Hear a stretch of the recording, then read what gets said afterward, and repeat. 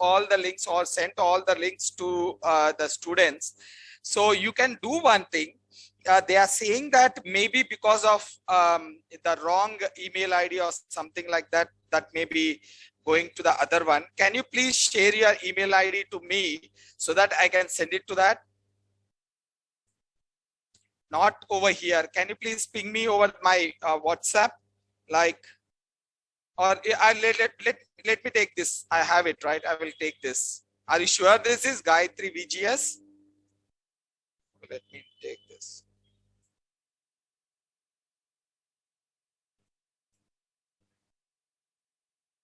We are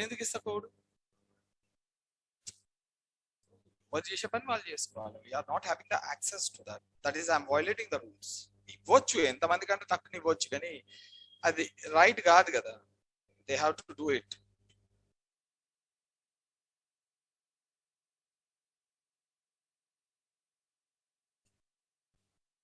Okay, let me do this, Gayatri.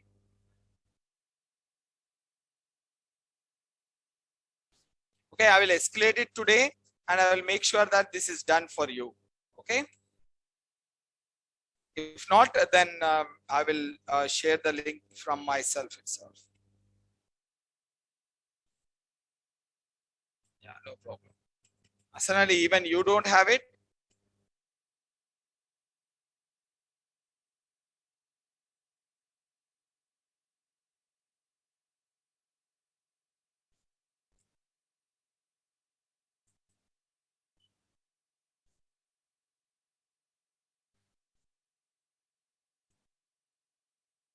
Okay, let me try to get it done for you people.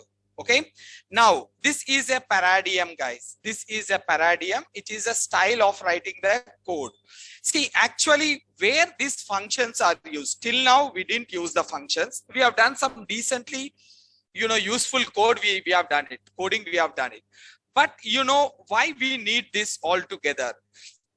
See, one of the major reasons why you want to use the functions is reusability.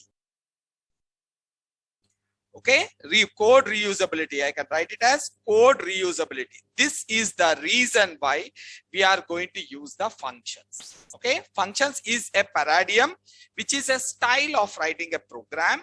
And till now, we were never used the functions till now. But is that not a style, whatever we are doing? Yes, we are, whatever we are running, whatever we did it till now, that comes under the category of procedural paradigm. Okay, or it is also called as top-down approach.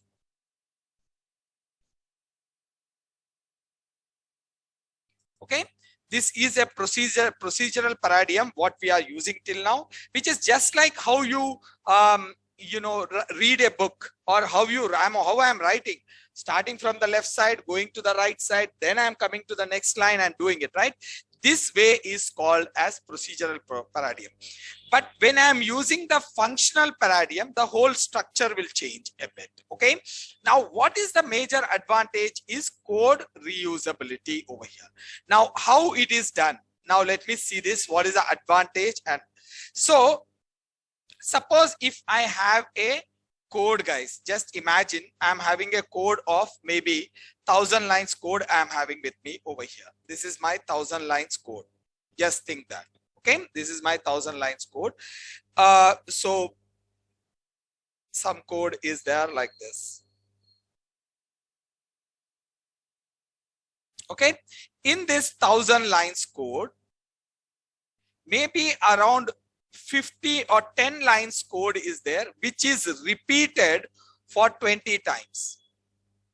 10 lines code is there, which is repeated for 20 times. So how much code is repeated over here? 200 lines of the code is repeated.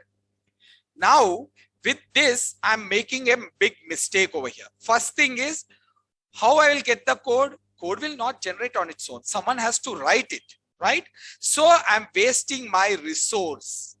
Okay, my coder time, I'm wasting. My developer or the programmer coding time, I'm wasting. Time is wasted. That is, I'm wasting my resource over here. Second thing, what is the work of the PVM or the interpreter? it will do the two things. First, it will go and check the error. Then it will convert to the binary code, right? So each and every line, my interpreter go and check it out. But how many lines are repeated over here? 200 lines. So 200 times unnecessarily my interpreter is going and trying to execute it. Imran, just don't write it over there like that. Okay. I don't want to see that, Imran.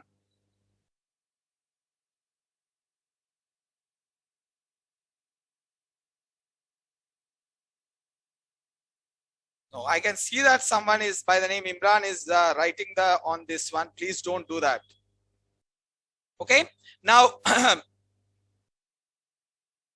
now this is like, you know, you are writing the code. Okay, that's okay. That's okay, Imran. Now, what you are doing it? First, I'm wasting the time waste. Time is wasted. Now, PVM is going and, you know, interpreting each and every line, right? So again, I'm wasting my PVM time. I'm wasting my PVM time over here. These are my major resource. So I'm wasting my resource. Resources. Okay, I'm wasting my resources. First major disadvantage. Second thing is that just imagine now here there is a block of statements of 10. Here there is a block of statement of 10. Here there is a block of statement of 10. These are the repeated ones. Now I want to add one more line in that. I want to add one more line. There are 10 lines are there. I want to add one more line in that. How many places I have to do it? 20 places, because 10 lines are repeated 20 times. So how many places?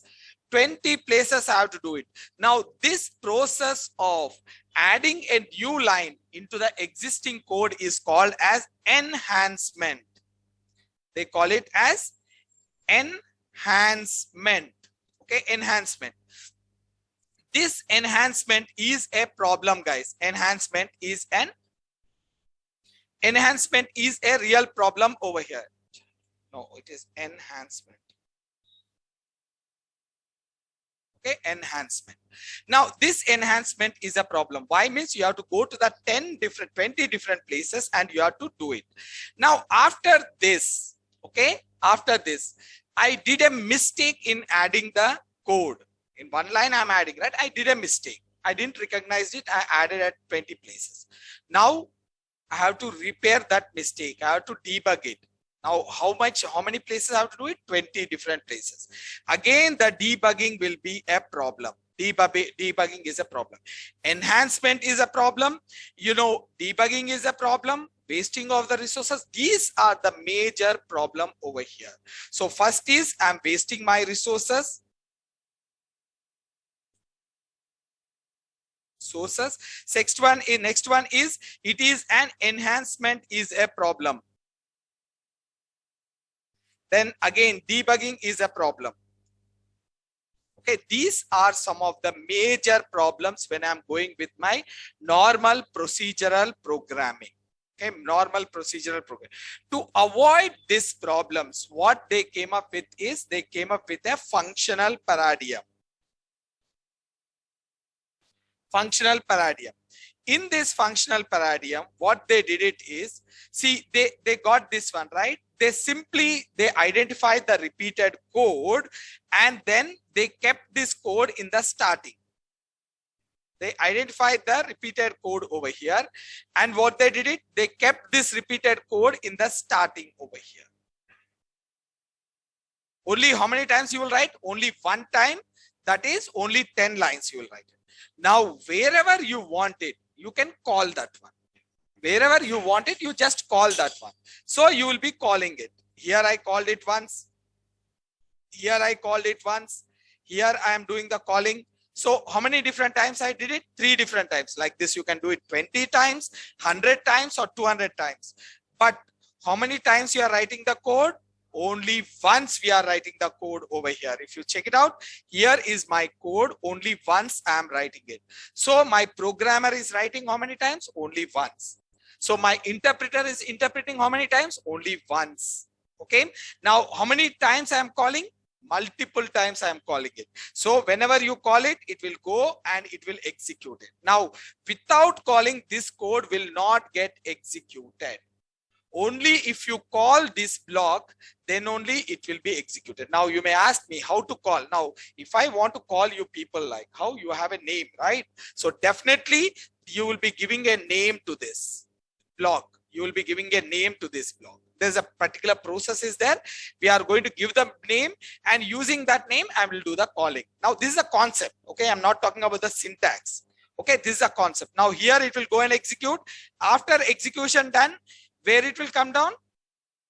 Same place where it is called. Remember, this is a very important point. If I call it from here, it will go and it will execute all the code, and then it will come back to the same place. Now after this, here it is calling again, it will go into this, and after all the code is executed, it will come back to this place. Okay, this is a very important point you have to note down. Wherever you are calling it, that place only the code will be written, the execution will be returning back. Okay, so this is the basic major. Now what is the advantage of this is I'm saving my resources. Okay, I'm saving my resources. My interpreter will be used only 10 times. So my coder saving resources. Next one, if I want to enhance, I want to add few new lines. How many times I have to add it? Only once. Okay, only once. So enhancement is easy. Easy. And what is the debugging? If I make a mistake, how many places I have to do it? Only once.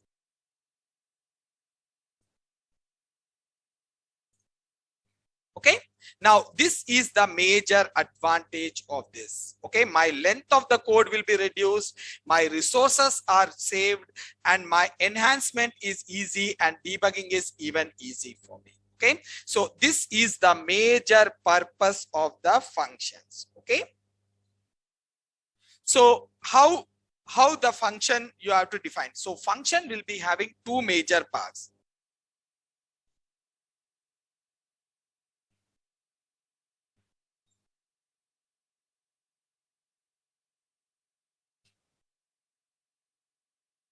One is the definition of the function. Second one is called the calling of the function. Okay, the two major parts will be there. Function.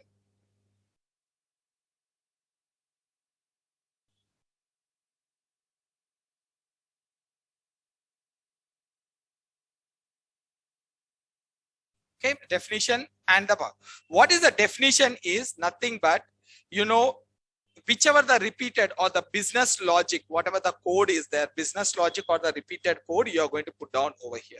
The place where we put our business logic or write our business logic.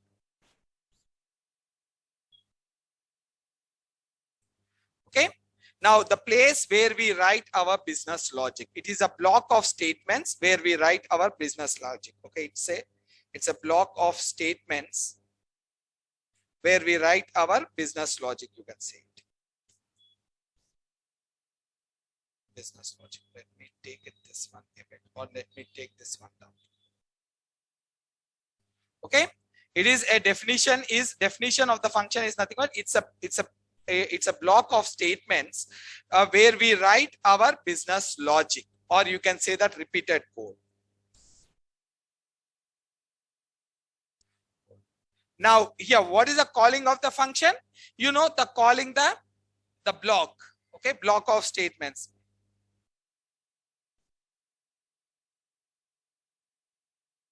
It is a statement which is used to call block of, or definition block, I will say that, call definition block. So this is from where you will be calling this definition block. Remember this. Okay. Now always remember that next important point should be definition should be before calling. Before calling. Definition block should be before calling statement. Always remember that definition block should be before calling statement. Now the third point is a definition statement can exist without calling also. Without calling, the definition statement can exist. Or definition block, not the statement. Block can exist without any calling statement. Without any calling statement. Remember that. Okay, without any calling statement. So definition block, definition part. First one is definition of the function. Second one is a calling of the. It is a block of statements where we write our business logic or repeated code. Definition block should be before calling statement. It is mandatory definition, and the definition block can exist without any calling statement. If there is no calling is done, still the definition is there, no problem, it will exist. Now coming down to the calling block.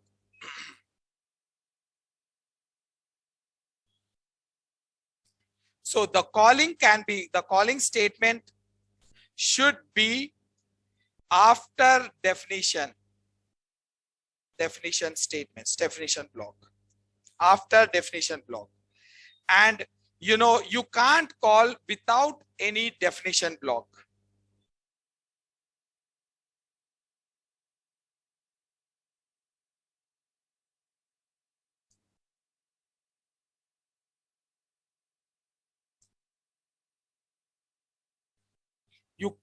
You can't, it should be, you can't call definition block without defining the definition block. Here you see definition block can exist without any calling statement, but definition block we can't call definition block without defining it, So these are some of the important points you have to remember about this. One is the functions are of two major functions, has two major parts. One is the definition part and next one is a calling part. Now definition is, it's a block of statements where we write our business logic, and definition block should be before calling statement. And you know, definition block can exist without. Now this is, it's a statement which is used to call the definition block. Calling statement should be after definition block, and we can't call definition block without defining it. Okay, guys, now let's see the syntax of this. Syntax will be always definition block should start from DEF. Always definition block should start with DEF, and this DEF keyword, it is keyword, and followed by the function name, and then end up with the parenthesis and semicolon. Okay, definition, okay, something like this. Definition, DEF is a keyword, then you give the function name followed by the parenthesis with the colon, and then you will be having within the indentation, with some indentation, we are going to put on the statement 1, statement 2, statement 3, like this you are going to have it.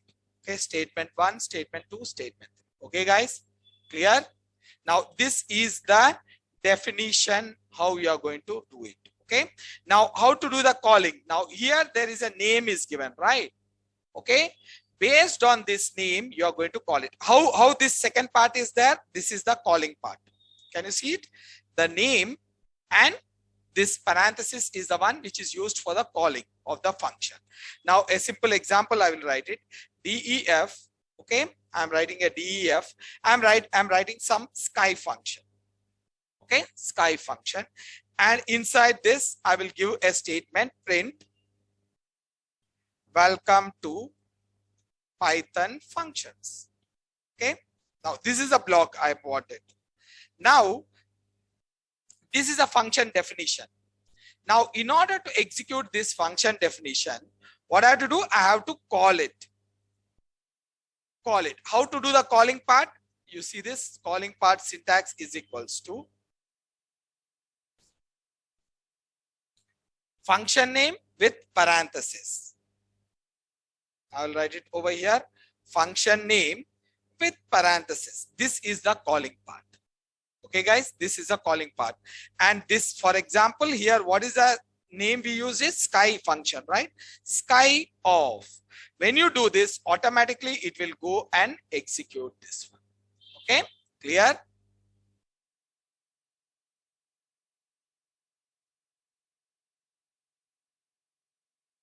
Clear, guys? This is how you can define a function. Now, function will be having two. What is the purpose of the function? To execute the repeated a block of statements n number of times. Okay, n number of times based on our requirement. Okay, based on our requirement. The function is nothing but executing a block of statements n number of times based on our requirement. That is what is called as function. The function will be having two major parts. What is the definition part, definition of the function. Next one is a calling. These are the ones you have to know it. Once you know this, then it will be easy, guys. Now let's see this, how we can deal with this function. Okay, can I move forward? Now let's make it a basic function, guys. First fun, I will write it. Okay, now first what I said it, we should have that definition part. And you see this, the definition block should be before calling the calling statement. Okay, first you should have the definition. So how you should be having a function starting from def. Okay, then we will have the function name. I'm giving the sky as a function name followed by the parenthesis, and then it should be ending the colon. What does colon say to PVM? क्या बोलेगा? हाँ भाई, what is the colon will say? हाँ, वो निकाल के बात करिए, थोड़ा नीचे करो ना. हाँ, इंडेंटेशन मतलब क्या है? क्यों देना है? क्यों देना है? क्यों? मुझे मालूम है आप जो बोल रहे सही है, एकदम सही है. क्यों लिखना क्यों है? इंडेंटेशन देना क्यों है?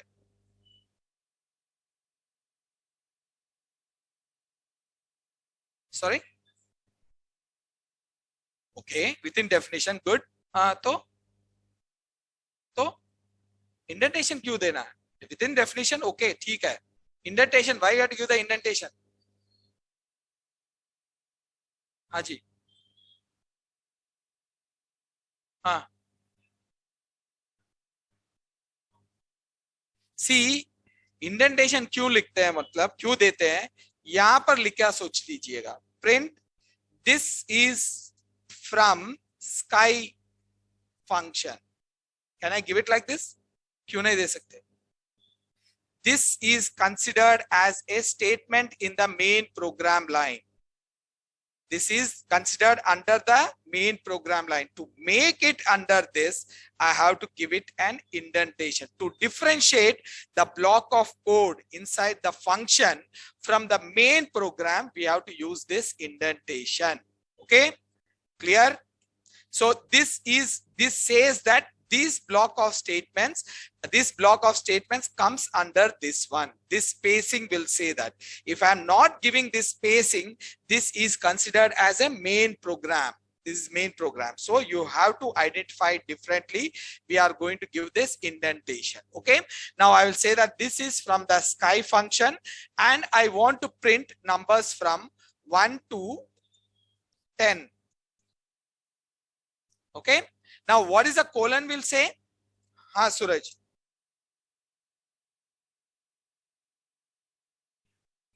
ना ये सेम, कहीं पर भी कोलन रहे तो वही रहता ना. The colon will indicate to the interpreter that under this statement there is a block of code is there. Okay, now here also I am giving a colon. This says that under this statement there is a block of code is there. Now, if you are not giving the block of code, it will give you an error because you are intimating to the interpreter that there is a block of code under this. And if you are not giving the block of code, it will give you an error. Now, here I will print it I. Okay, just I'm printing it. My requirement is print like 1 to 10 numbers. That is what this is a function.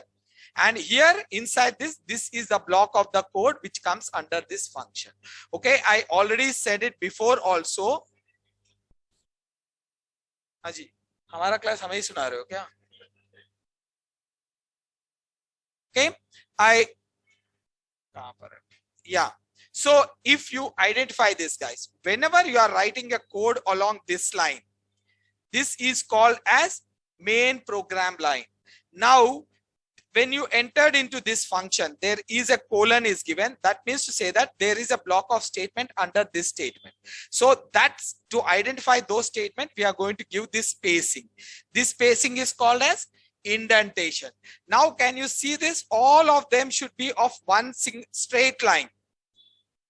This line is called as this function program line, sky function program line.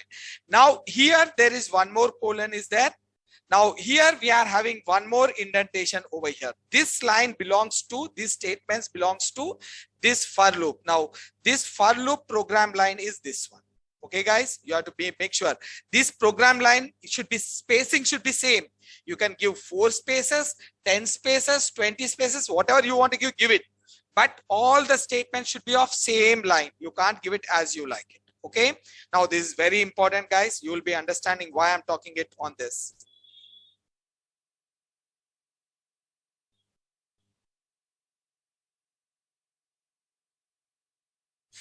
Yeah, Dev, that's correct. It's a block of statements.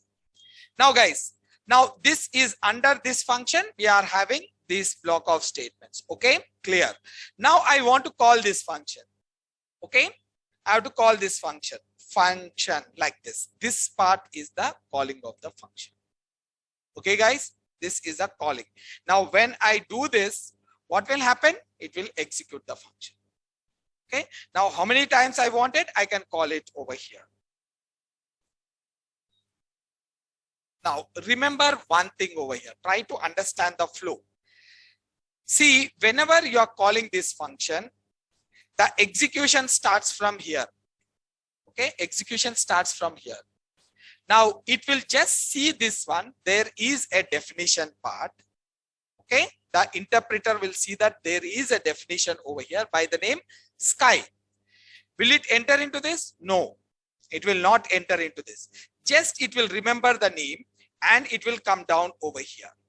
And it will see that there is a calling part over here.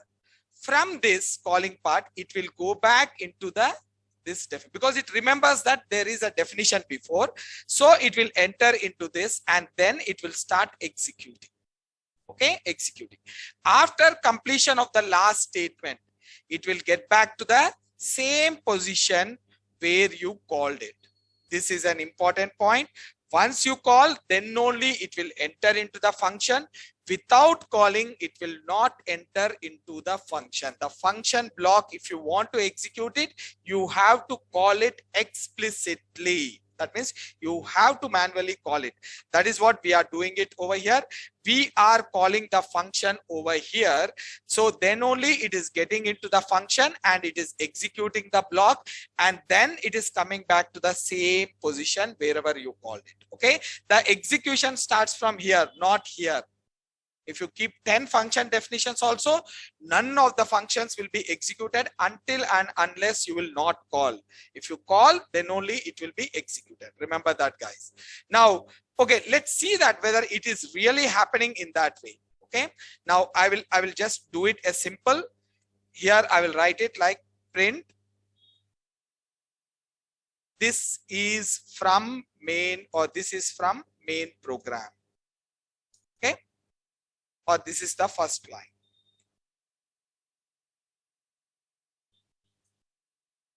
Okay, first line. This first line belongs to which program line? Main program line. This first line belongs to main. Now, how the execution starts, as I said it will start from here. It will see the definition over here. It will remember this and then it will come back. Which one will the first line to be executed? Print. This one will be executed. After that, this will come down. You're calling a function. From here, it will enter into this and it will print this one. This is the second statement. Then it will be printing the numbers.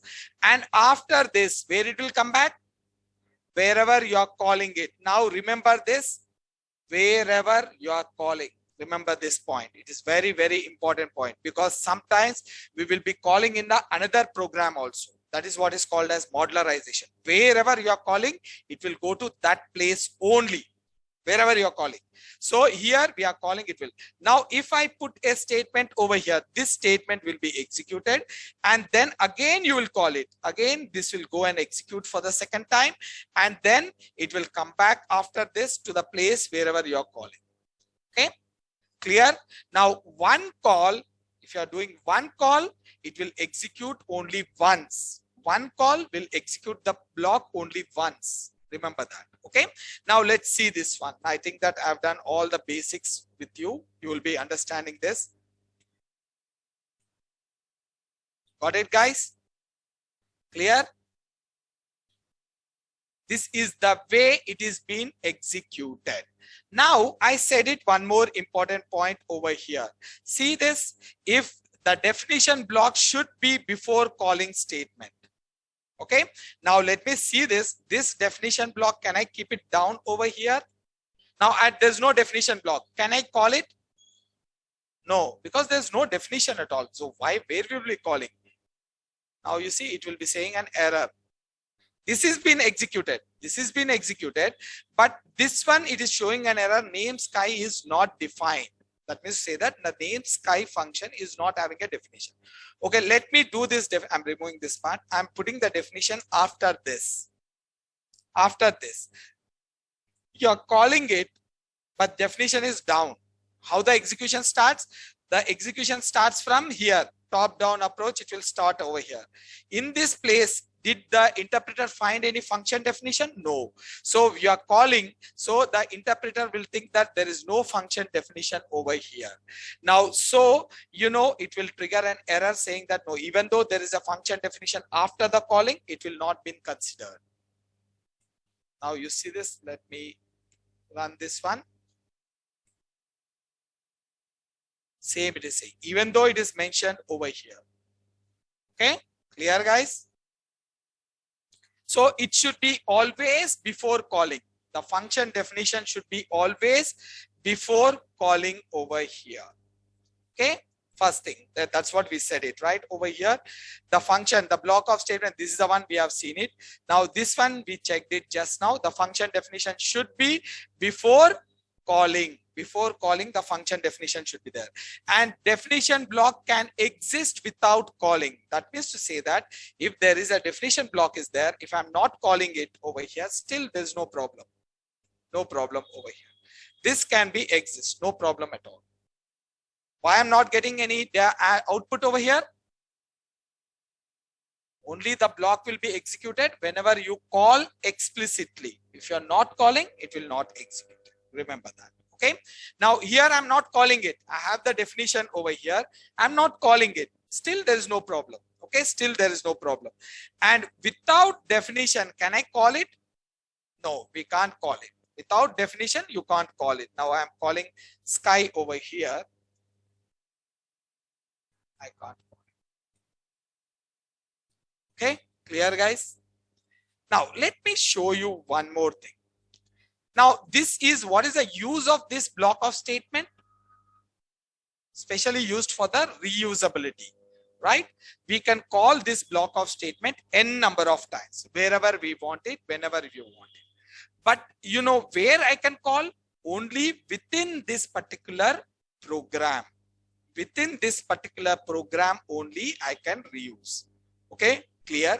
But this is reusability. Definitely this is reusability, but this is not so effective. This is not so effective. Why means, just imagine here you are creating a block of statement over here. Okay, this is your program and you are making a block of statement over here starting. Now you know that how the block of statement look like, and we are calling this one n number of times over here. I'm doing the calling one time, second time calling, third time I'm doing the calling over here. Okay, 3 times we are doing the calling. Now this is within the same program. The block of statement is within the same program. So calling is not at all a problem for us because it can be called n number of times. No problem about that. But just imagine in the realistic scenario or in a real-time environment, you are not the only one working over there. There will be n number of a group of team you will be working. Now suppose we are a team. Now I wrote this code. I wrote this block of code. Whatever the block of code is there, I wrote it. This block of code, I can use it n number of times. But if you want to use it, you can't use it.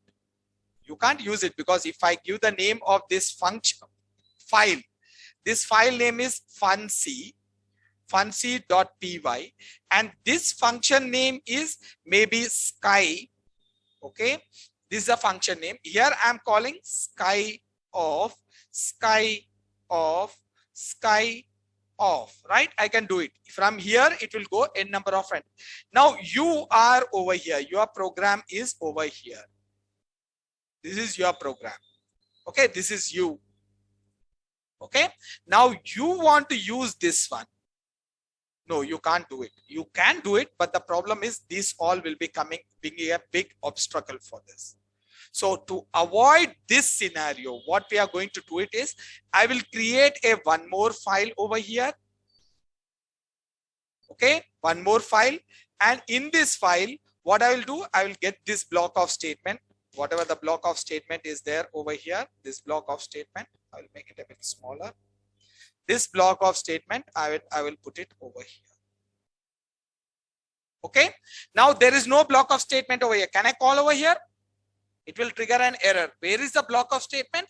In this file. This file name, I will give it as mod.py.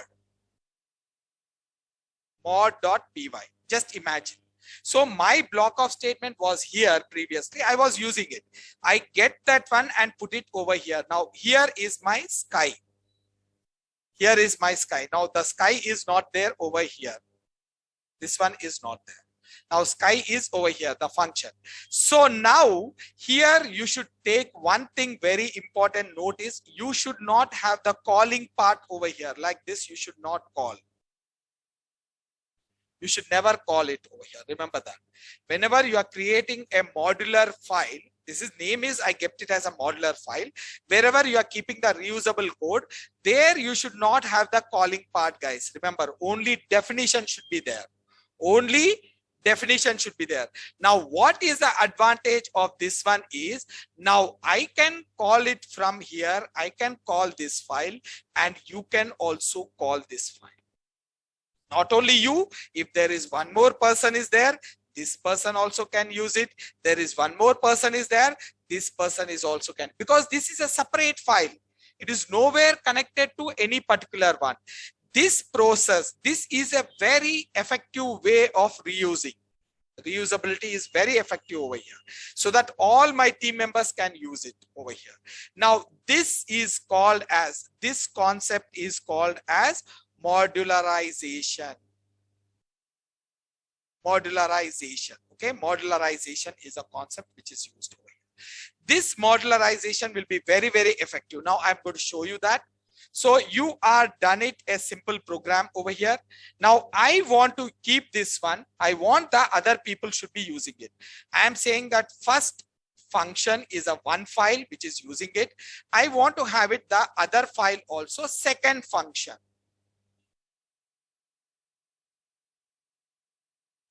I want the second function also should use the same code, whatever it is. Same code, I want to use it. So first I will create a modular. Modular is nothing but it is a simple file. That's it. I will give the name as M because it's a module, right? I will give it as M. You can give it your name also, no problem. M.py. M I will give it. It is automatically M.py. Now what is this? This is my definition. I'm taking the definition. Okay, let me make it separate, then you will understand in much better way. Okay, 3 different files, guys. Okay, can you see this? 3 different files. This is the one where we are having the first code. I called it, it was executing perfectly. Can you see this? It is executing perfectly over here. Now I took this one off. And what I do it, I will put it in M. I'll put only the definition. See this, only the definition I'm putting out. Now, if I execute this one, will it execute? No, it will not execute. Now you see, it will give me an error. Function sky is not defined. Okay, it will not work because this is in a different file. This is in a different file. I'm not having the relationship between these two. I didn't establish the relationship. Now I will say over here to the interpreter that this function definition is there in the m.py. m.py. So what I will do it, just because all of them are in the same folder. Can you see it? In the function folder, they are in the same folder. So no need of giving the path. We will see that how to give the path in the future. All I will say that import m. That's it. M. M is what? File name. Can you see that? This is a file name. I'm giving the name as m, file name, mod or m, whatever you want to give it, give it. Here, this I'm saying m. And here I will use it m dot. That's it.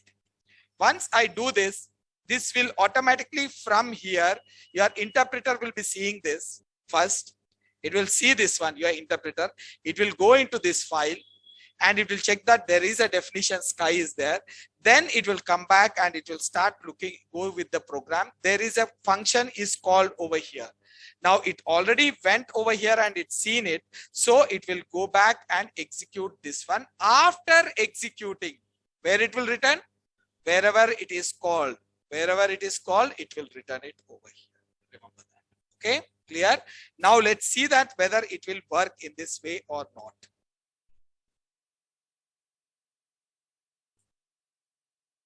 It's working. Now, which file I am executing? Can you see the file name, guys, over here? First fun. First fun is the one which I am executing over here. Can you see the left, like on the right side over there? I'm putting on the first fun. Now that first fun is not having the definition. Where is the definition? In the m.py. You are going and getting. Now the advantage of this one is now the second fun can also use it without any problem. The second fun is where? Second fun is over here. Now this one is you. This is you. Okay. Now I wanted you to use the same file. How? What I have to do it again? First step, import m. Then how to call it? m.sky. Simple. Got it, guys? Now, if I execute this one, what will happen? It will go and call this function and it will execute and come back over here. And if I'm executing this one, it will go and execute this one and come back over here. This is the real reusability. Okay.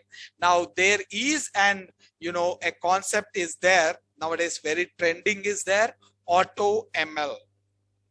Auto ML is nothing but where the ML is machine learning.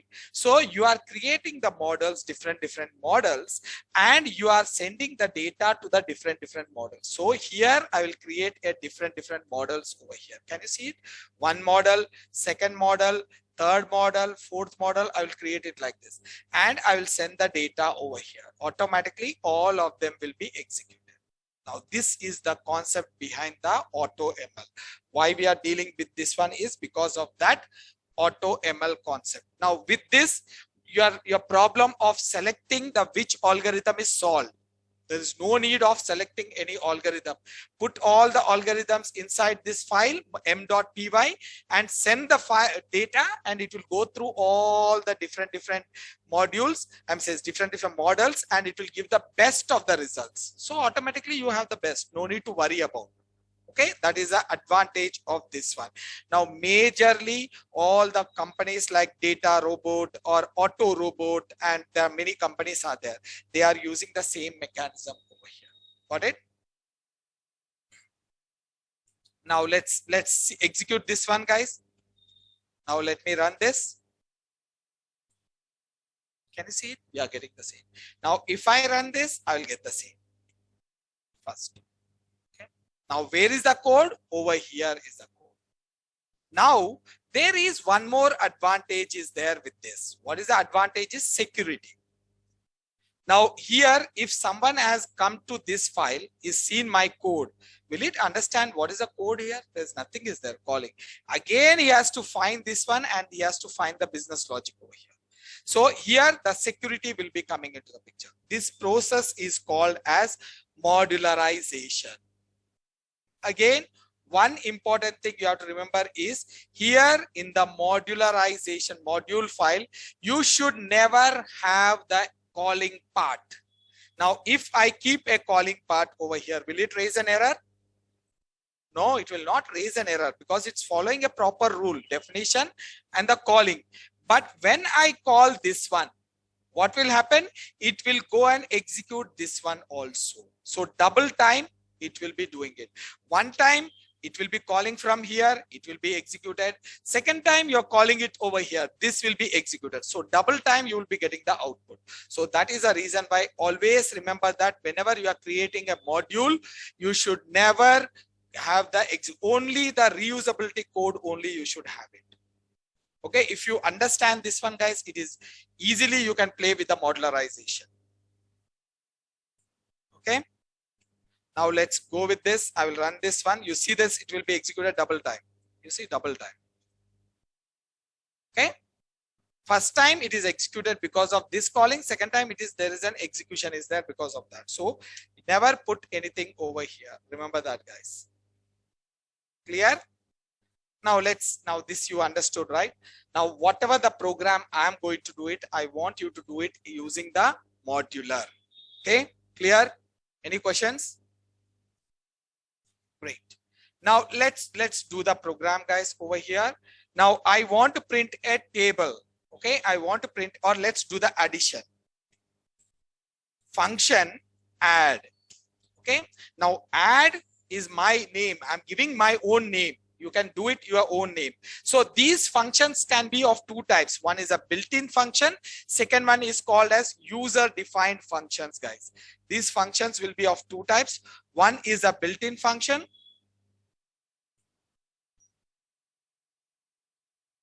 Types of functions. One is called as built-in function.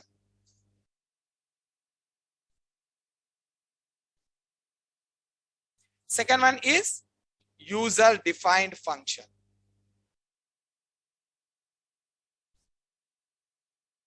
Now, built-in functions are the functions which are already there. The definition is already there. You are using it. You are using it. Now, the best example is print. Print is a function. You see, it is a calling part. Can you see this? This is a calling of the definition, like definition. Definition, where is the definition? Definition is somewhere inside the, in the program, in the Python it is written, you are calling that one. This is just like your calling part. Now, how you did it over here, the calling part, you see this one, how you are doing the calling part, the same way you are doing it over here. Can you see it? Okay, there is one more function is there. What is that? Input function. This is a calling part. Again, there is a length function, type function, ID function. All these are the built-in functions, guys. Int function, string function, list function, all these are built-in functions. Now, when you define a function on your own and then you call it, that is called as user-defined function. Now, what we did it with the sky over here. Now, okay, I will write it over here. One more function over here. First, or function one, I will write it so that it is easy, because I'm not writing the basic code, which is important.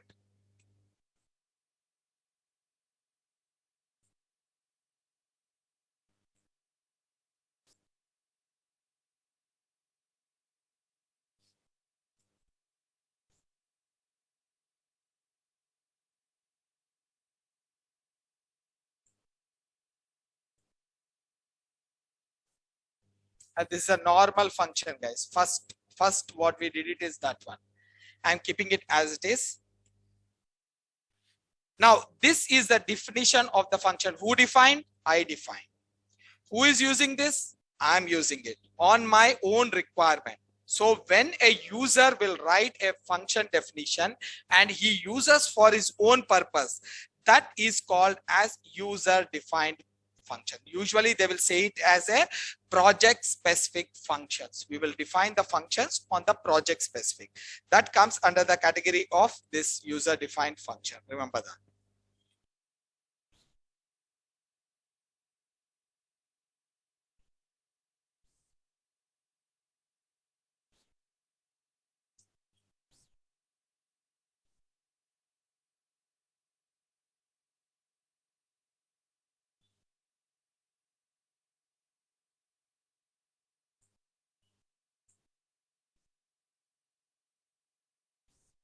It is in this the user defines function and use it for project specific purpose is called as user defined function. Okay, now this is what is called as user defined function. Now here the user will be the solo responsible for creating the function and doing it. Okay.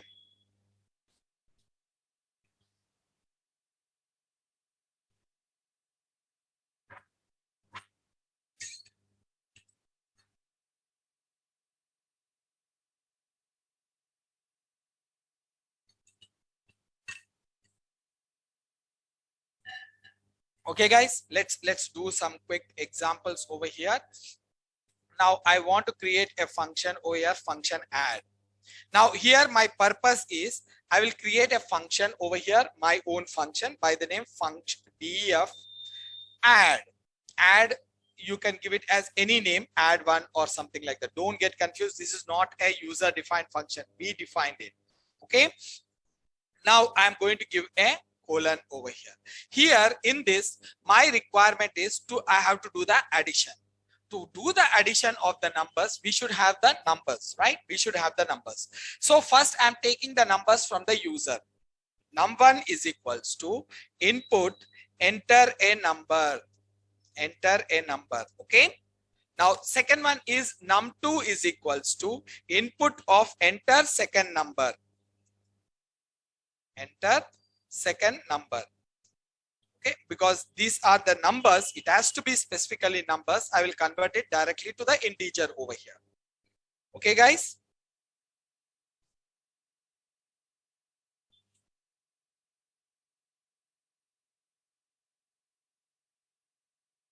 Guys, from tomorrow there are no classes till Monday. Monday we will meet. Okay.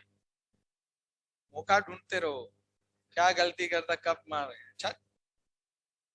Okay, now Monday malla class. Now here we have to add it.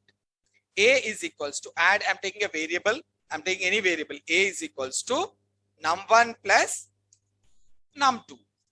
Okay. Now I want to print this one. Can we print it? Print A. Now I have to run this one. Can I run it? What happened? No calling. No calling. When you don't have the calling, it will not execute. Remember this. So I have to call it. Where? Add one off. Add one off. When I do this, what will happen? Automatically it is asking me the 100 I will give it and 20 I will give it. What we are going to get it? 120 over here. Clear? 120. Now this is a proper way of doing it. Now I want to do the multiplication. I will have one more function called as multiplication. So def mul function, mul1 I will keep it for your sake. And we already having the num1 and num2 over here. Can you see it? Num1, num2 is already having, we are taking the numbers. I want to use those numbers and I want to multiply it over here. Now let me do this. Okay. Num1 into num2. Okay, num1 into num2 I'm doing. I'm storing in a variable called as m over here. I'm storing in a variable called as m. And I want to print it. Print m. Okay. Now, can I run this one? See, already we are taking the num1 and num2 over here. I'm using that same num1 and doing the addition. I'm printing the addition. Same num1, num2, I want to use it and do the multiplication. Now, let me run this one. Okay, clear guys? You want to write it? Idantha pampista meeku. Tension teeskokanడి. Only our notes, when I'm giving that notes, right? అది వచ్చేస్తుంది కదా flow లో. అది వచ్చినప్పుడు అది catch చేస్తే చాలు. ఇదంతా నేను పంపిస్తాను. Okay, when I giving the definition, right, वो definition पकड़ के लिख लो, वो दूसरे बार नहीं आएगा. That's what I'm saying here. When I'm saying the definition or explanations, right, please note down that one. That is very important. So the next time, don't expect the same words will be coming up. First time, whatever you get it, catch it. Okay, that is the best way, because even I don't know. Now here, 100. I'm giving 100 and 200. What will be the output? 300 and nothing, because we are not calling the mul over here, right? We are not calling the mul function. Now let's call the mul function, mul1. Can I do this? Great, I will do it. Now, can I give a separator over here? Will this separator will be printed? When it will be printed? So first, after execution of add, it will execute the complete add, and then it will come back over here and it will print this one, and then it will go and execute the mul function. Okay, now let's see this one.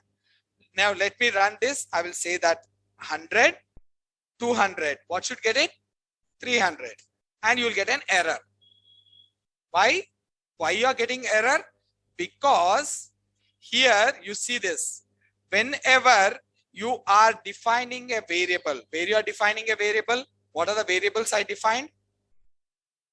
Num1 and num2. Only those are the variables. There are no other variables are there. A is also variable. Now here, how many variables are there? 3. Num1, num2 and A. Where they are? Inside the add one. So whenever you are defining a variable inside a function, whenever you are defining a variable inside the function, that variable can be used inside only that function. You can't use it outside that function.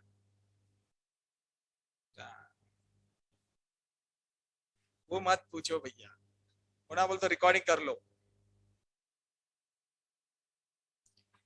Not global, nahi, it's a local variable. The other name is local variables. So whenever a variable is defined inside the function, that variable is accessible only inside that function. Okay, clear? That variable is accessible only within that function only. You can't access that variable outside that function. Okay, when you this variable which is defined inside a function and accessible within the same function is called as local variable. This is called as local variable. So what is a local variable, guys? So there are types of variables are there, types of variables. One is the local variable. Second one is called as global variable. Now, what is a local variable? When a variable is defined inside the function and accessed, can be accessible only within that function. When a variable defined inside a function and can access within the same function is called local variable. Okay, now what is the global variable? Global variables is the variables which are defined outside the function and can be accessed anywhere inside the program.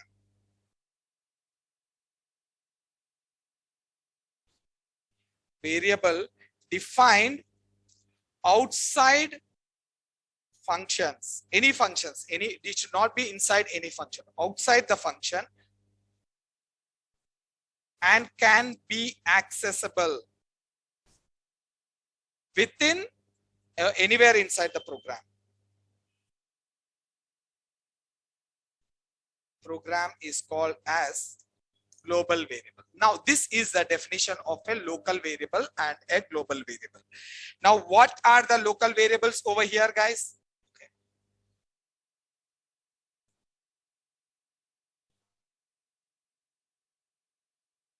Okay, have you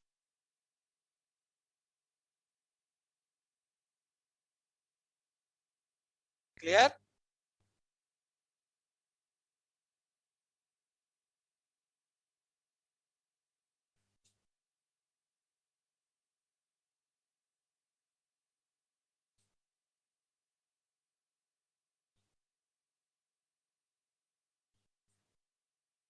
Okay, guys. Now you know that what is a local variable over here. What is a local variable? Whenever the variable is defined within the function, and that scope will be inside that function only. You can't use it outside that. This is a local variable. If you define it over here, you will be using it. Now, if I want to use it over here, then what? It should be a global variable. Now, as I told you, the global variable are the ones which has to be defined outside the function. Now here I'm defining a variable. I will say that my city is a variable, and I'm saying my city is Hyderabad. Okay.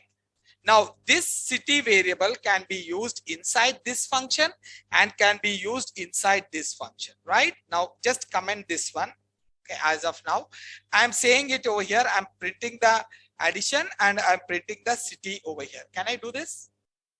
Yes, no problem. You can do it. Now here I can use it. Yes, you can use it here also. Okay. Now let's see this one. First, you are going to get the 100 and I will give it 20. You will get 120, Hyderabad and Hyderabad. No problem. Okay. Now, can I use this global variable in the main program? Yes, in the main program also you can use it. From main program, I'm writing it over here. I will write it as city. You can use it. No, anywhere you can use it. I'm showing it in the two different functions as well as in the main program. Can you see this? Now I will give it as 100, 20 and Hyderabad. Okay. The three places we have done it. This is from the add function. This is from the mul function. This is from the main program. Okay, all the three cases you can use it. Now this is okay. This is okay. We are created the global variable outside the functions. Now what is this variable? Okay, let me keep it as it is. What are these? Now I want to use this local variable inside this. Can I use it? No. No, we can't use it because they are local variable. So inside the variable which is defined is called as local variable. Now I want to make this local variables available over here. Then I have to convert that one into global variable. How you will do that? There is a global variable, global, the keyword is there, global, and give it num1, num2. Now these automatically became the global variables. Even though they are mentioned inside the function, I'm explicitly converting this one into global variable. First way is to declare a global variable using outside the function. Okay, defining a variable outside of a second way of creating a global variable is within the function, means using the global keyword. Use the global keyword and you can create it as. Now this one you can use it over here. Now it is not a problem. You will be doing it. Now I will print it last over here. I'll put on a message over here that this is from mul function. Okay. Now this is from add function.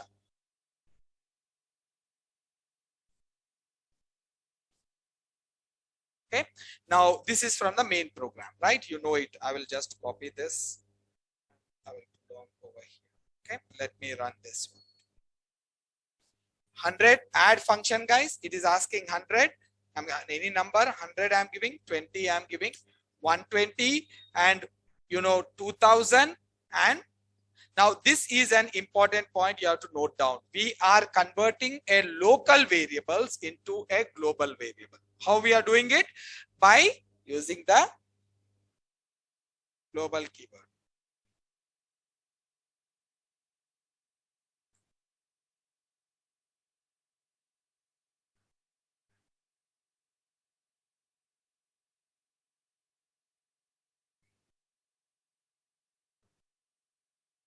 Can use it. How you are calling is that makes the difference. No definition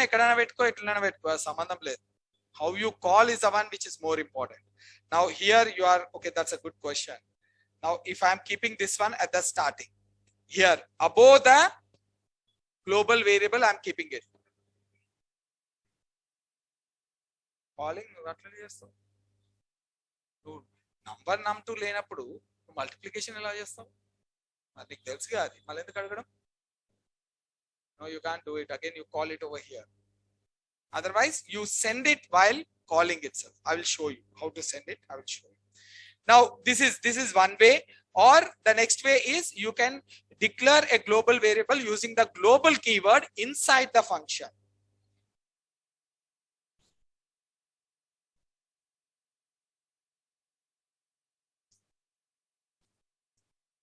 Okay, using global keyword.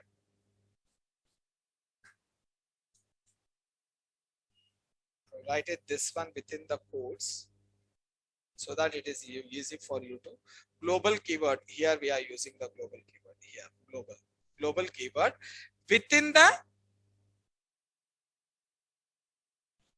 function to convert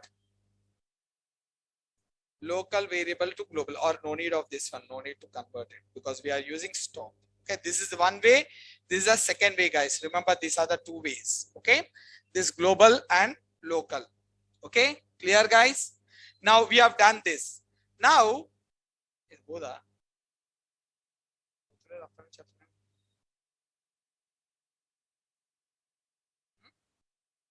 okay, now this is the one. So here, if you mention the mul above and add below, but the way you call is the one which makes the difference over here. Which one you are calling first? Okay, you can use it that one. Now this one you can do with the modularization also, guys. Just keep this one on a different file and then you can call it. Do you want me to show it or you will do it? Huh? Chestara chupetana. Huh? Cheyandi. Okay, just keep this one on the other file and call it. That's it, using the import. Okay, just try it out. If you are not getting, just let me know. I will do it and I will share it with you. Now, this is the normal way of creating, guys. Now, next one is, here he is asking me a question. Sir, here I want to call the mul first and then I want to add first, add later. But add is the one which is taking the values, right? Without values, how you'll perform the addition or multiplication over here? You can't do it. Now, if I'm doing it something like this, just see, I'm taking the add over here. I'm calling the add later. Okay, add later. Now, which one will be called first? Mul. So from here, the mul will come down. What is there inside? It will print the mul function and it will say that num1 and num2. But what is num1, num2? Because we didn't call the add. We call the mul first. So it will trigger an error to us.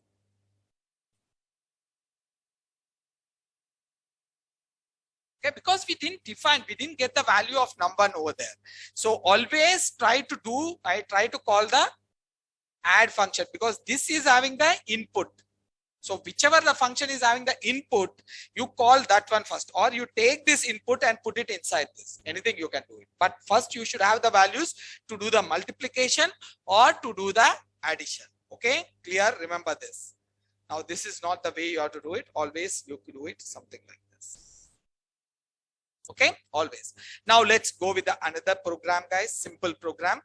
Now this should understand you much better. Now I will take this one.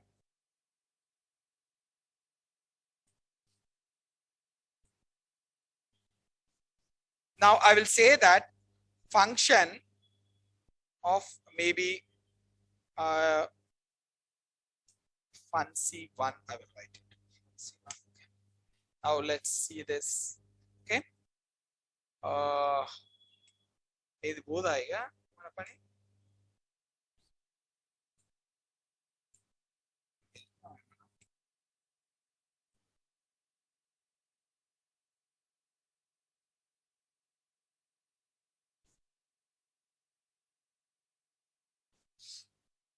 Okay. Now let's take the first function. You know this first function. What is doing? What it is doing? It is adding, right? Now I will write it add 1. Okay. Now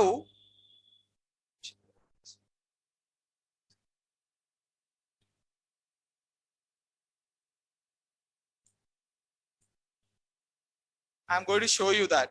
I'm going to show you that. Okay. Nazia, I'm going to show you that. Now, if I'm adding it, so what will happen? It will take the two values, that is maybe 20 and 30. Okay. You will get the 50. No problem. Now I want to do the multiplication. Okay. DEF mul. We will do the, M is equals to num1 into num2. Okay. Clear? Now, if I am calling mul over here, okay, now it will go and execute the, now, okay, global, right? No, should not be a problem. Now I should print it, sorry. M over here. Now I will terminate this and I will run it again. Now I will take the number as 10 and 2, 12 and 20, you will get it out. Now you know it very well, right? Where I am calling this? First time I'm calling from the main program. Second time I'm calling now. Now see this, try to understand this process.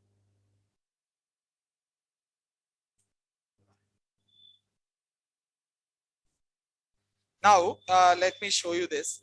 From here, what is happening? It is going into this, it is executing, and then where it is returning? The same place where it is called over here, right? After that, it will go back over here, and from here it will, sorry, not there. It will go into this one, right? This one, and it will come down. Clear? Okay. Now, guys. Now, what is the way? How do you call a function? This is a way to use the name of the function and parenthesis, right? Now, what is the process over here? How it will run? It will go from here, from the main program. It will run it. Yeah, it is really problematic. Let me do it.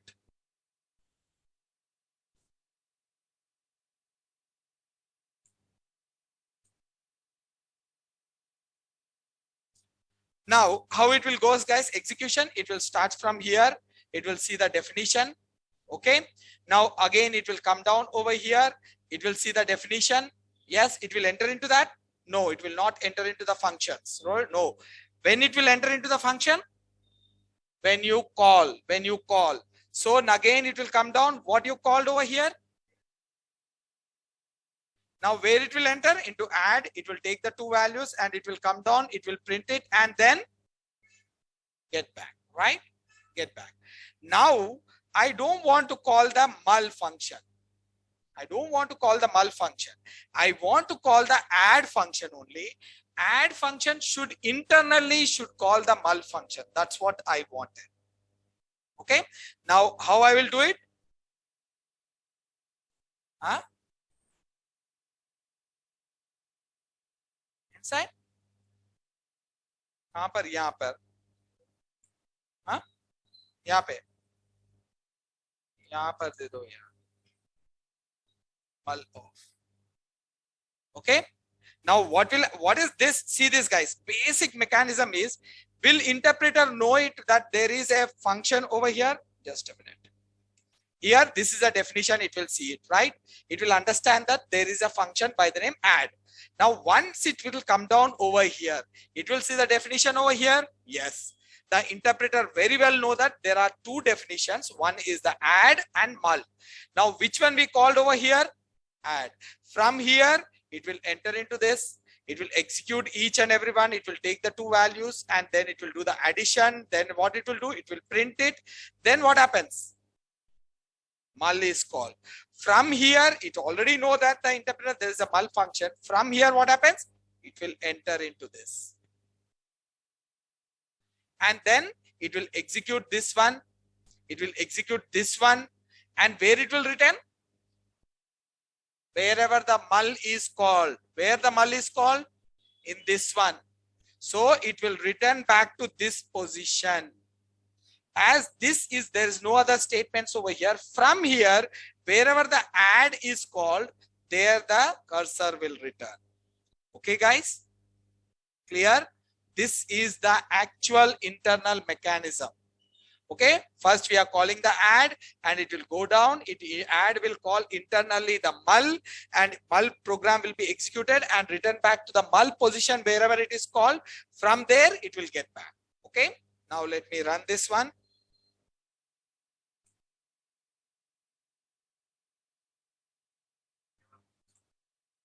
Let me run this one, guys. Now you will get the same. Okay,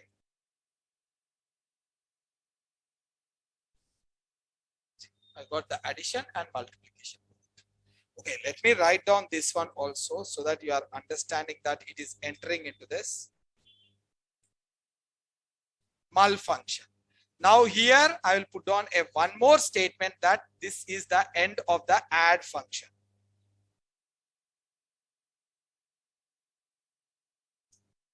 End of add function.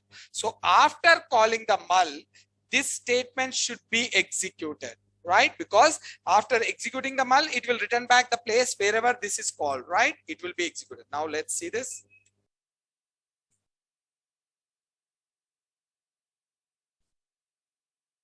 Got it? Clear? Now from here it says that this is from the add function. It took to the two values. Yes, it took the two values. It performed the addition and it displayed the add. Okay. Now what it is done? It called the mul function. From here it entered into the mul and it printed this is from the mul function. Can you see this? Then it does the multiplication. Okay. Now then what we will do it, the multiplication is done. It will return back to the same position where it is called. Here it will return. And what is the next statement after that? This is the end of the mul. That is what is being printed over here. And after that, it will go to the main program line and program is terminated. Okay, guys. So this is the process. It will be now. Try to understand. Now in this way, you can call n number of functions. You can call n number of functions. Now just take this one. I will take this one. I will put it in a modular. Can I do that? Yes. You want to know? Copy chesna. I will copy chesna. Cheyodda? Huh? Cheyodda?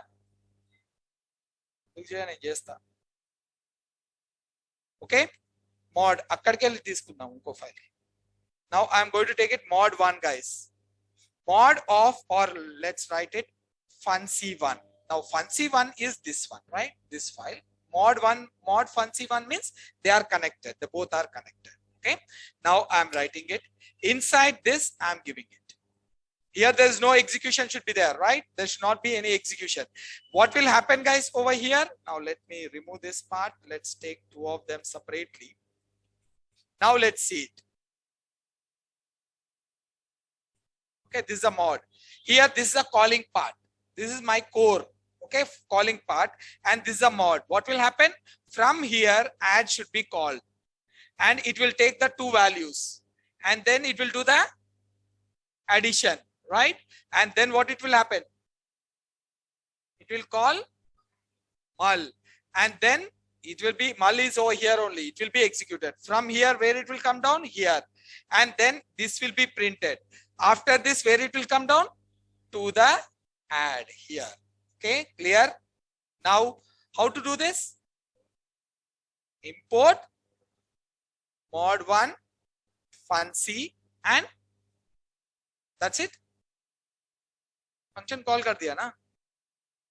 Anything else? In front of this, we will use the mod function1 dot. Right? Now let's see this one. If you do this, you are taking the 100, 200. Okay. Now it will print the output and come down. Where is the logic? Here is the logic. Where I am calling? Here I am calling. Okay. Now, writing this all the time is a really painful process. Yes or no? Every time if I want to write this is a painful process. So to avoid this, what I can do it is, instead of writing like this, I will say that from mod fun1, this is the file name. From mod fun1, get everything from that. Everything means star. Star means I will get any. Now no need of writing this.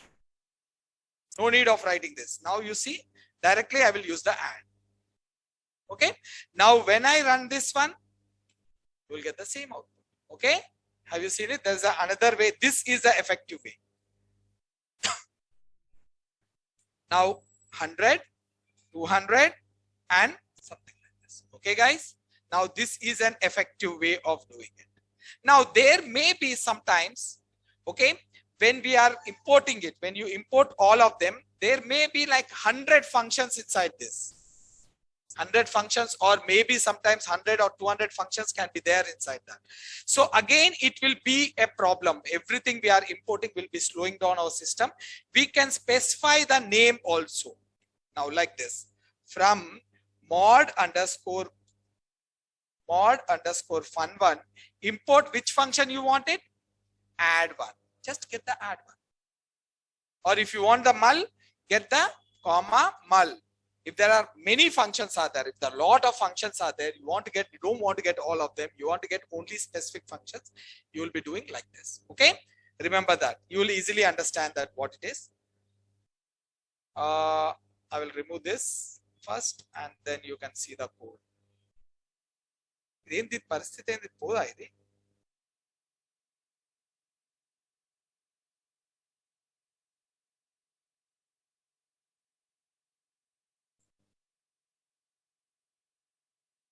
Okay guys, clear?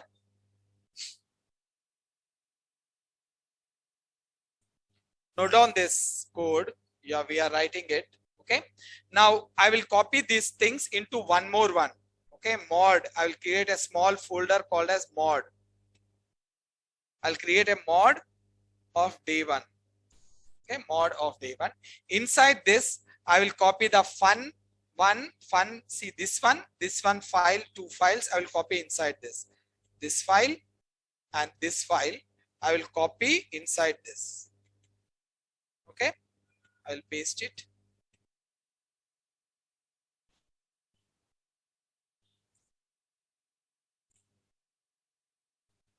Okay, inside this, I have a fun. I don't want this one.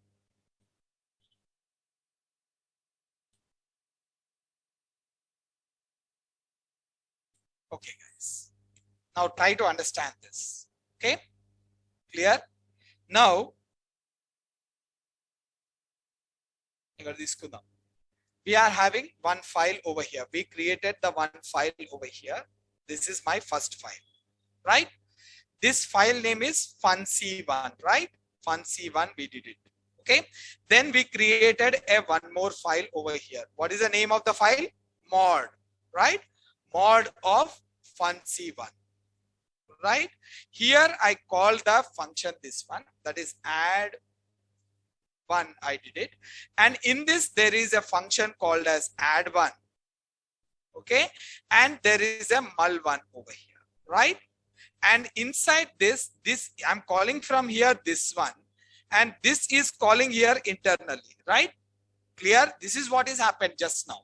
And then we are returning back after execution here. From here it is returning back over here, right? Clear guys? This is fine. Any questions? Okay. Now let's do it something like this. So, okay, before that, this is the mod func1, and here I'm calling the function add one. Now, how I will establish the relationship between these two? Import function from, okay, mod underscore func1, import what? Import star, or anything you can give it, import add or star. This will establish the relationship. Now suppose I don't want this mul should be over here. I don't want mul should be here. Where the mul should be? In the another file. I want to keep the another file over here. Inside this, I want to have the mul over here. Just see this. I want to have the mul function inside. This is mod 2. I will give it as mod 2. Mod 2. Okay. This is a mod 1. This is a mod 2. Here, what I wanted is, I have two options now. What is that? I can call the add one, I will get the addition over here, and I have to call the mul one, and I can get the multiplication over here. But in order to call the mul one, what I have to do it? Import again. I will say that from mod 2, import all the things, right? You will be doing it. From here, you are calling this one in another file, this one also in the other file. This is very simple. We can do it. But I don't want like this. What I wanted is, I don't want to call it over here at all. I will call only add. Okay. From the add, internally, it should call the mul. Can I do that? Yes, sir. How I'll do it? Yes.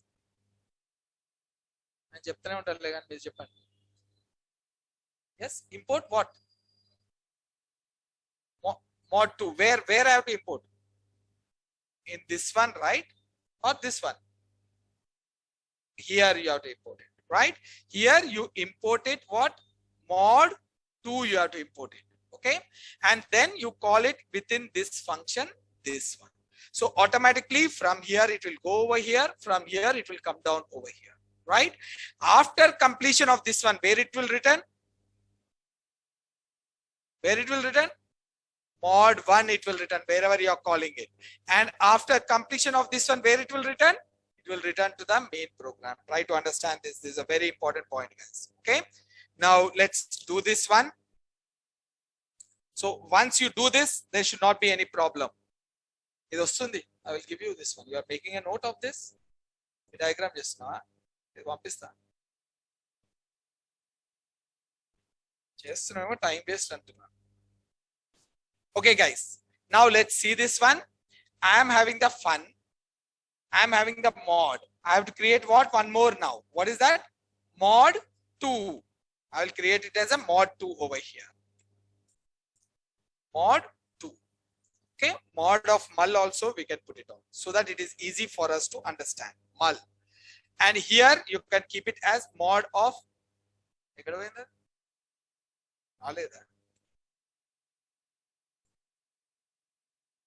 mod of mul. I will write it. Okay. Now here this one I will change the name to mod of add so that it is easy for us to understand. Name change and refactor. Right click. There is a refactor is there. Inside that there will be a rename. You can do it. Refactor. Okay. Now this one is the core. I will make it as core. Core means main. Okay. This is a naming convention, guys. I'm slowly making you comfortable with the naming convention. This should be a core.py. Okay. Now this is the core, which is a core point, central point, and this is the first one where is having the module with the add function, and there is a module with the mul function. So in this, I will copy the mul function over here. Can you see this mul function? I will copy it and I will put it over here. Okay, guys, I will put it over here. Now in this, remember this. Try to understand this one. There is a new concept will be coming up over here. Or let's do this one. Okay.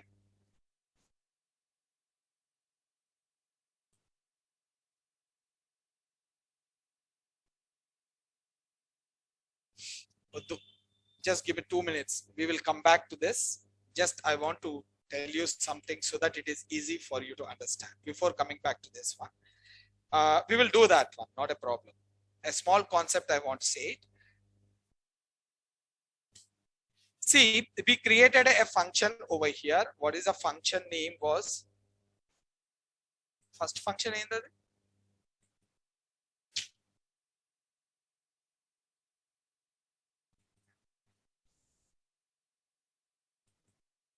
okay, this one.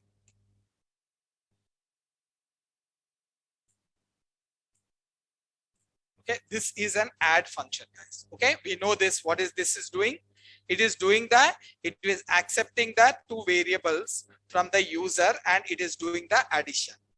Okay, let me do the addition over here. Now, This is what it is doing it. Now 120, you are getting the addition, normal. If I wanted now, instead of taking this one, now here I have to create a global variable and all those things. If I want to use this one in the definition mul1 over here, in a function mul1, if I want to use this one, what I will do it, I have to create the num1 plus num2 as num1 into num2. When I can access this num1 and num2, when they are global variables. If this one is not global, then can I access it? No, you can't access it. It will be an error. So instead of doing this and doing this process over here, what I want to do it is, I want to collect the num1 and num2 value in the main program. In the main program, I want to collect it. Over here, I want to collect it. This is the function definition of add. This is the function definition of mul. So what I want to do it, I want to take the values in the main program. Num1 is equals to, or let's see that if I have it. Okay, I will write it as num1 is equals to int of an input, enter first number. Okay, this is my first number. Okay, guys. Now next one, num2 is equals to int of input of second number.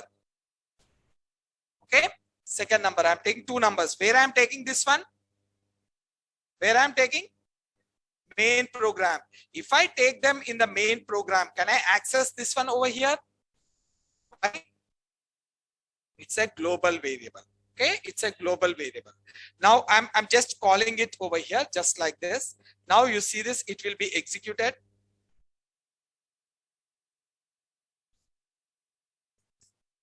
You got it 120. Now this one I'm not printing, that's why I didn't call this function at all. Now let me call the mul also over here. Okay, now mul, if I want to say this, I will take it as 100, 200. Now you got it. Okay, guys, no need to now. These are the global variables. These are the global variables which are accessed. But there is one more way is also there to pass on the values from the main program to into the function. Now you may not make sense over here because it is very much accessible. It doesn't make sense, but this makes sense when we are doing it the modularization. Just see this. Where is the values over here? Now see this. N1 is there. N2 is there.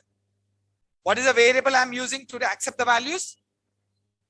Now, what is the variable I'm printing it over here? Num1 and num2. Will they be printing the output? They will be printing the output. Why? This num1 will be printed, output will be coming out. Awesome.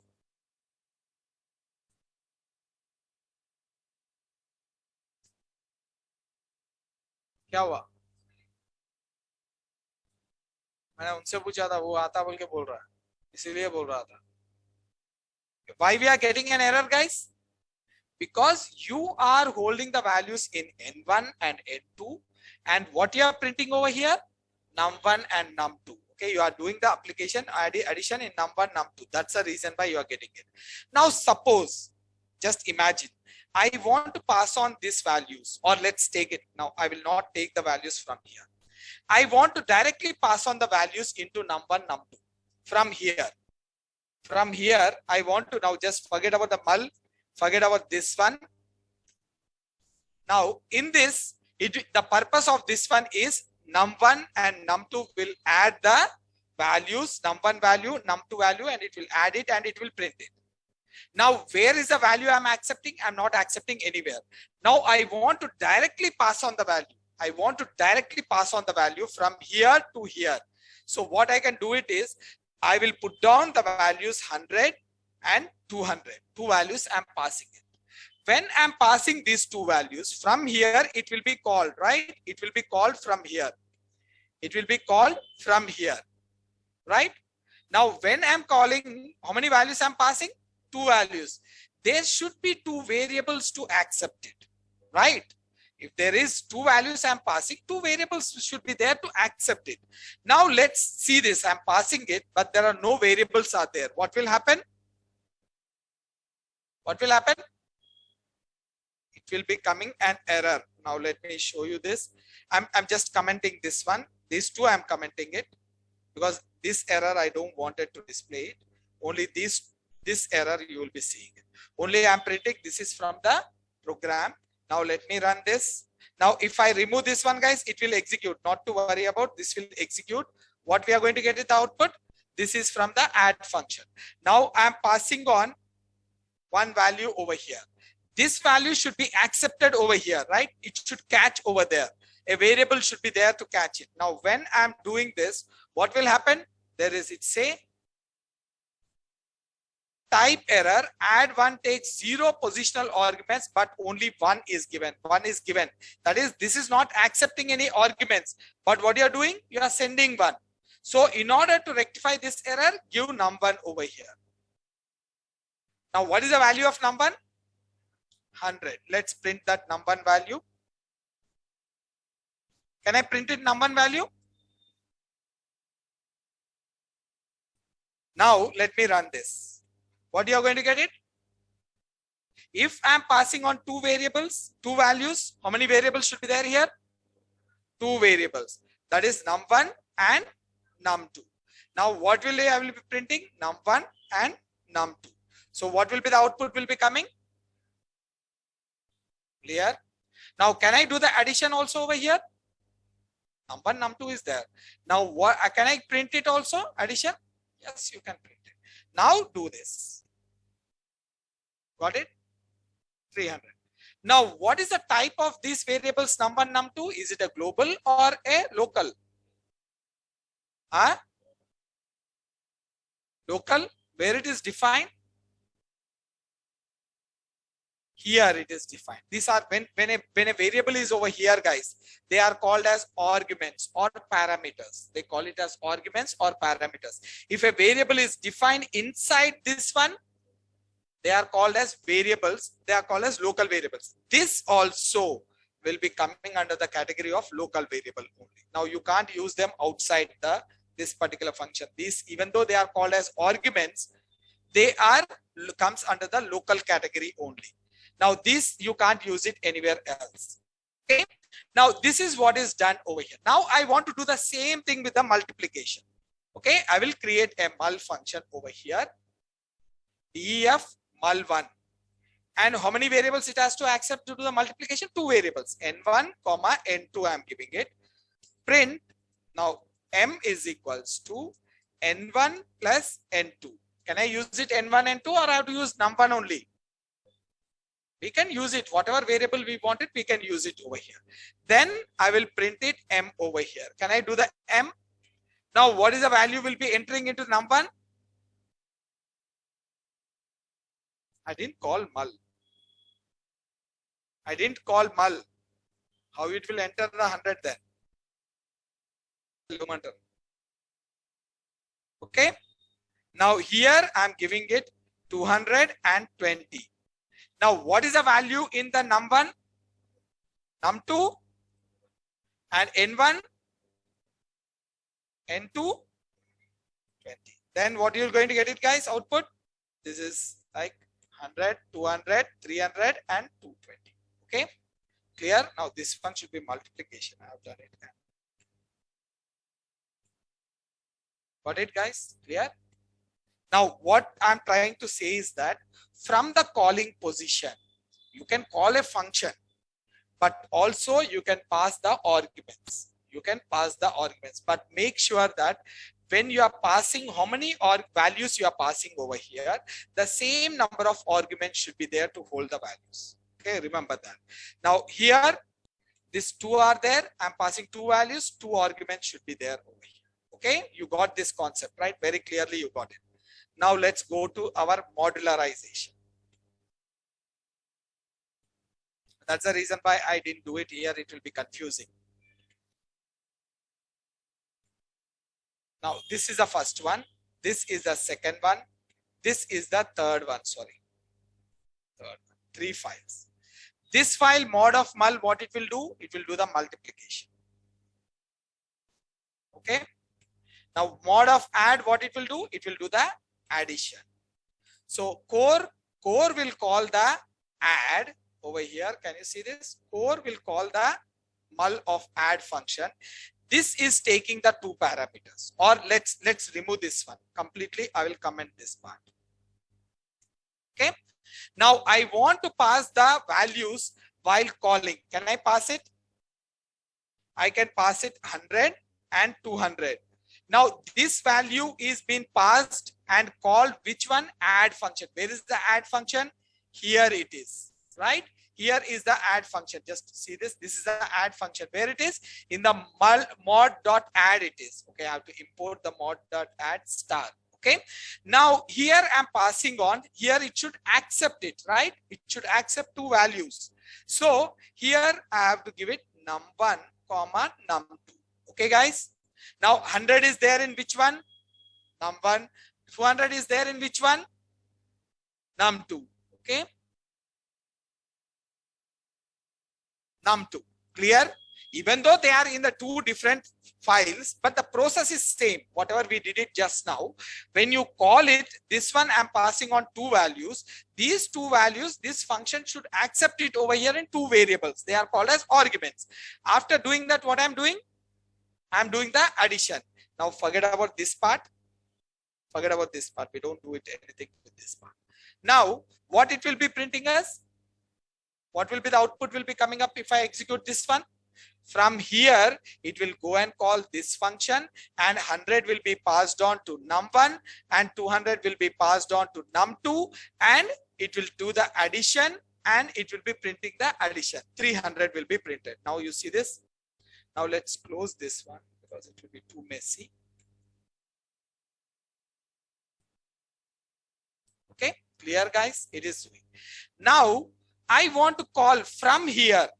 I want to call the multiplication. Now this you know it. I can close it. Let's open the mod.mul. Mod.mul.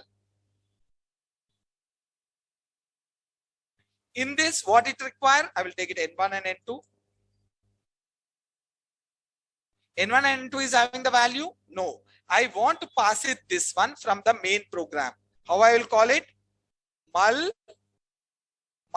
of. Can I do this? But I have to pass on these values, right? How many values I have to pass on over here? Two values, 100 and 20. I'm doing it. When I'm passing this one, this should be accepted over here. In which variable it should be accepted? N1, N2. Okay, clear? Now these values are passed, but I didn't establish the relationship between them. See, I imported only mod add. I didn't imported the mod mul over here. So what I will do it from mod under mul import star. Okay, that's it. Finished. Now this one, first it will go and call the add and it will do the addition, print it and it will return back, and then it will go to the mul, take the 100, put it in the N1, 2 or 20, it will put it in the N2 and it will do the multiplication and it will be printing it. Okay. I will use a separator over here. Now let me run this one, guys. Here you got the output. Okay, guys. This one we are getting it from the mod.add. This one I'm getting it from the mod underscore mul. Okay. This is what I want to try to say it, like you can pass on the values. Now I want to enhance this code. What I want to do it is, here I want to do the add. Okay, let me take it something like this. I will close down. This is the output one. See, what I wanted over here is, in this case, what I'm doing is, I'm calling the add first. Add is called. Okay, then it will printing this one and it will return back over here. And this is printed. Then we are calling the mul because we are already imported it over here. No problem. It will go and call the mul. And 100 is going into the N1 and 20 is going into the N2. It is doing the multiplication. And after that, it is getting back over here, right? Now, I don't want to do both over here. I want to call only add. And add should call internally mul. That is what my requirement is. So now you see this one, it should happen. What I wanted is, let me clear this one off. I want to call the add. Here I'm calling the add. Okay. add what it has to do. It will take the 100 in where? And num1. 200 in where? Num2. After this, what it is doing? It is doing the addition and it is printing it. Now, after this, it is returning back, right? Now, I don't want that to happen. From here, I want to pass it on the cursor over here. I have to call mul over here. Can I call? But to call the mul, I have to import the mul, right? Over here, I have to import the mul. But what about the values? Num1, num2 is expecting over here. What values you will send over here? Here, num1, num2, here you can send the num1, num2 over here. Num1, num2 is consisting of what? 100 and 200. The same 100 and 200, can I send it over here? Yes, why? You just call it and send it. That's it. Now, that is what the actual complicated thing the people are scared of. Now, you see this? Instead of calling over here, I'm not calling it anything over here. From here, I'm not calling at all. Okay, guys? Here, I'm calling the mul over here. Can I do it? Mul of, now, num1, num2, I will put it on. Num1, num2. Num1, num2 value is 100, 200. The 100 will be going into N1. 200 will be going into N2. Okay, clear? Now, after this, because it's showing an error because we didn't establish the relationship. What is the relationship? From mod mul import star. Okay, guys, import star. Now, automatically this will be going and executing. Now, is the value is 100, 200 only over here? Let's print it first. Let me print this value. Print N1, print N2. Now here also I will print it. Print num1, print num2. So what will be the value here? 100, 200. The same 100, 200 will be over here. Okay. Now error. Error, sir.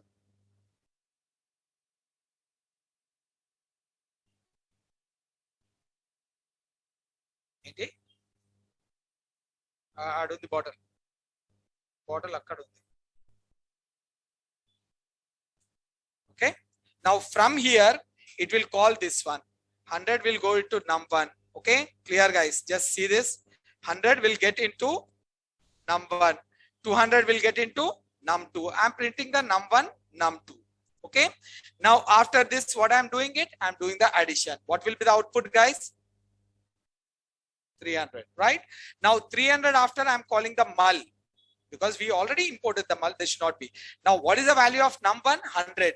100 will be getting into N1 and this one will be getting into N2 and then it will be printing the values 100 and 200. You do the multiplication and you did it. After doing this, it will return to this point. Remember this, as this is the last statement over here. From here it will return to this one. This is the hierarchy. Okay, it looks very beautiful, all diagrams. Okay, now I will just put a separator over here, guys. Just before calling itself, I will put the separator so that it is easily separated for us. Now let me run this one, guys. This is the one I have to execute, not any one of this. This is the one I have to execute it. If I run this one, got it. Perfect. Okay. Clear, guys? Okay. Now, this is what is the modularization extreme level. Now we have seen the what is a function.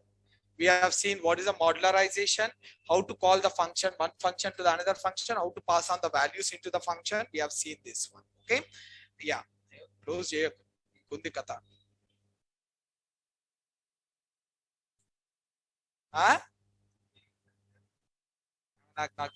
Next pack just.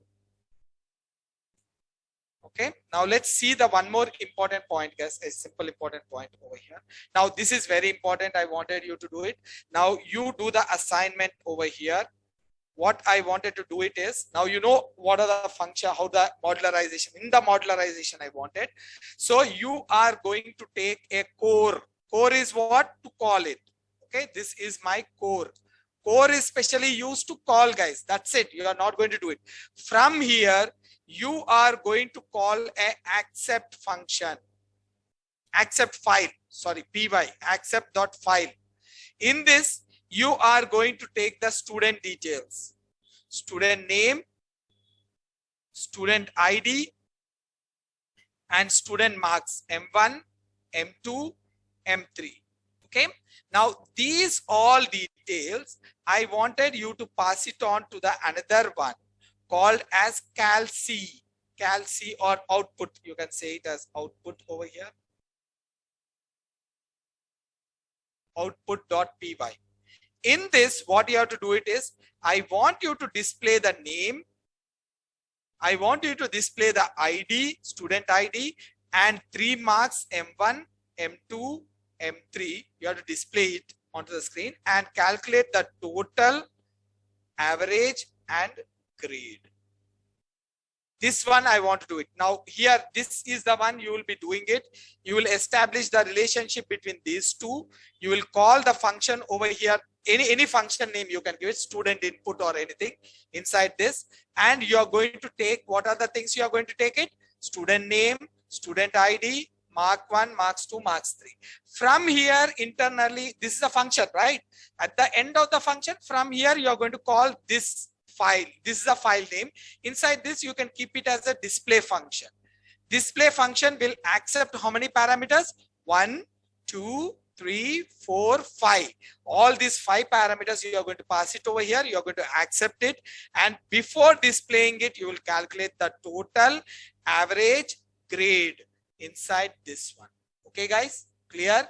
Now I want you to do that. First, you just practice the connectivity, then you start doing this one. Okay. Now there is one more thing I just wanted to do it over here. Is this is an important one.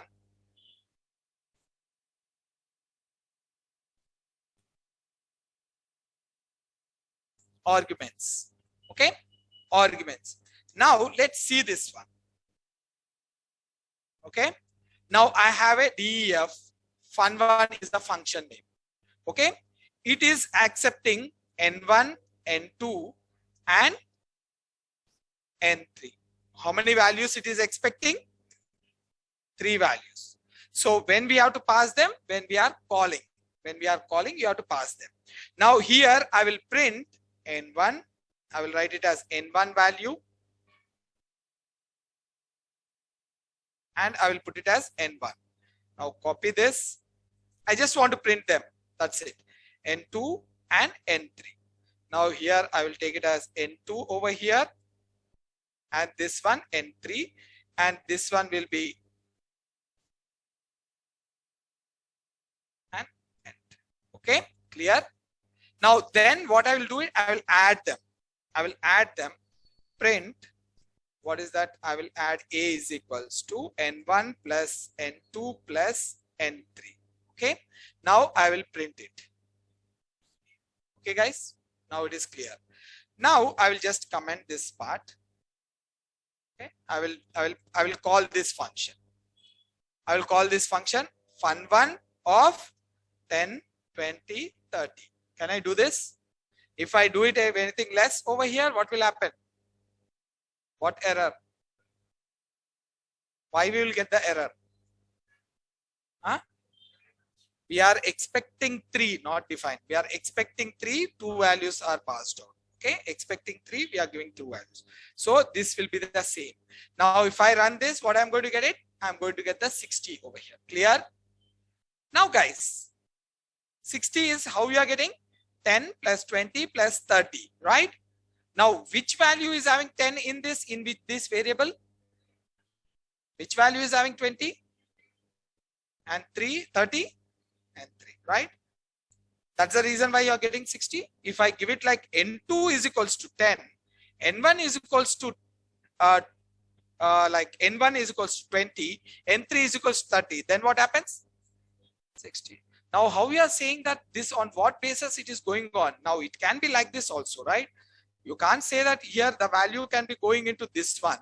This value can be going into this one. This value will be going into this one. Can it happen? Huh? There's a chance, right? How we are saying that only N1 is getting 10? Not index, based on the position. Based on the position. Okay, which is the first one over here? This one is the first one. Next one, this one. Next one, this one. Based on the position, the arguments are assigned with the respective values. Okay, based on the position, the arguments are assigned with the respective values. This type of assigning based on the position, they are called as positional arguments. So arguments will be of 5 types, guys. Let me write down. So arguments will be of 5 types.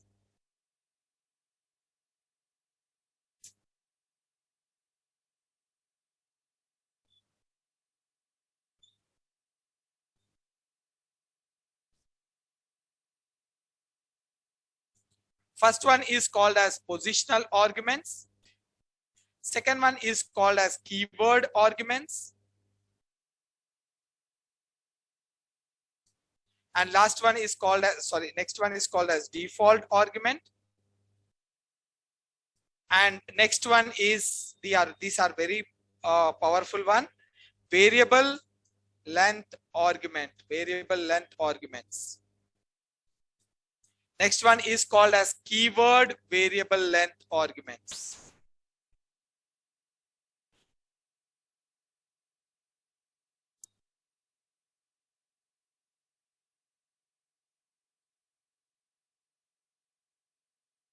Okay, there are 5 arguments will be there. One is a positional argument, keyword argument, default argument, variable length argument, and keyword variable length argument.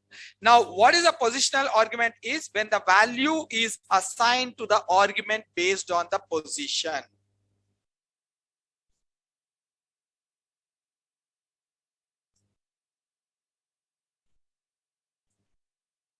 Position is called as positional argument. Now, the keyword arguments is nothing but initializing the argument at the calling place is called as keyword argument.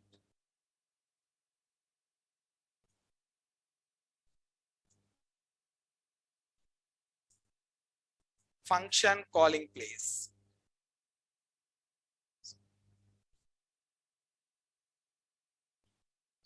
Keyword argument. That should be perfect. No need of using the word keyword arguments. Okay. Now, what is the default argument? Initializing the arguments at function definition is called default arguments. Okay. Now, what is a variable length argument is nothing but I'm going to explain you. This one is very simple. We'll show you quickly. Then we will move on to the variable length argument.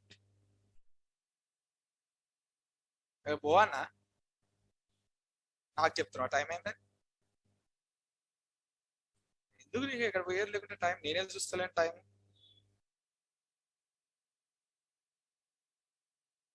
Okay, guys, clear? You got some idea? See, when there is an argument is there, now we are passing on the values directly, right?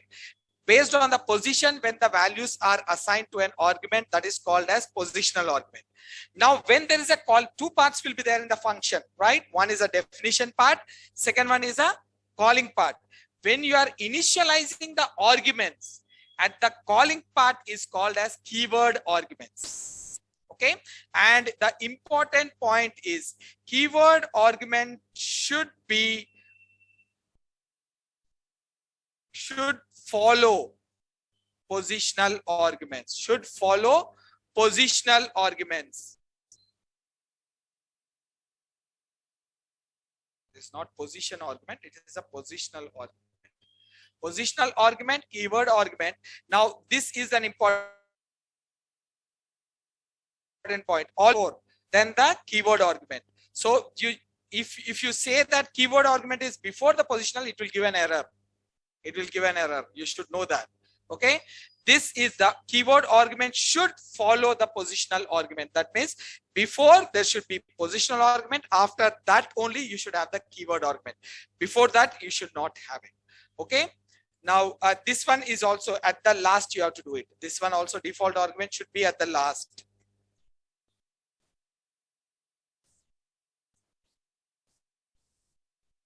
After keyword and positional argument.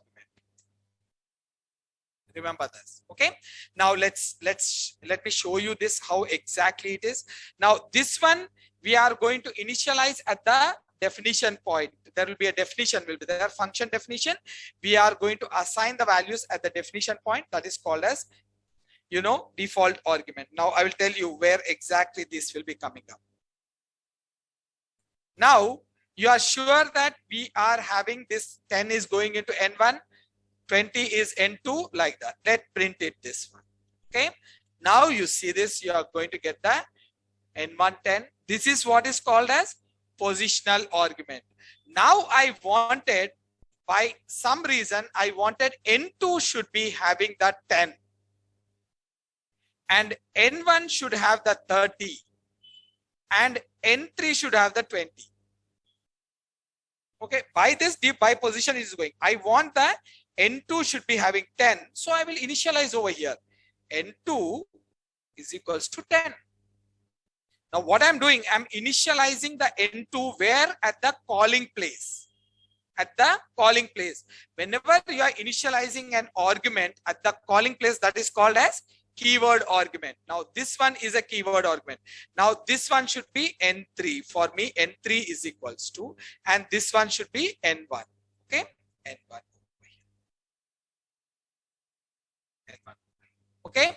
Now when I do this, what will happen? The first N1 value should be 30, N2 should be 10, N3 should be 20. Okay. Now let me do this. Clear, guys? Okay. Now here I will give it as N1. Okay. N1 over here. N1 is equals to 20. N2 is equals to 10. I want to keep the 30 over here. 30 will go where? N3. Right? N1 will be having 20, N2 will be 10, 30 will be going into N3, right? What will happen? What will be the output? Or error. What will be the error, guys? Okay, what is the positional argument? This is the position which is going on following the keyword argument. Okay, clear? You should remember that always the keyword should follow the positional, not the positional should never follow the keyword. Okay, remember that. Now, if you, I'm trying to show you this error. Now, my major purpose is to show you this error. This is a very important. Most of the time, the people will not understand these errors. Okay. Now, if I do it something like this, I will put it as over here 10. And here I will give it as N3, and here I will give it as N2. Will it work? Okay. 10 will be going in which one?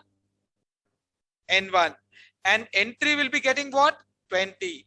And 20, N2 will be getting 30 over here. Now let me run this one. Perfect. Okay, guys. Now why it is working means because positional argument is before keyword argument. Okay, guys. Clear? This is the way it will be working. Now there is one more thing I want to show you. Now this one is going over here, right? We know it. Now if I give it an N1 over here, then what happens? Look at this. What will be the error? Why you will be getting error?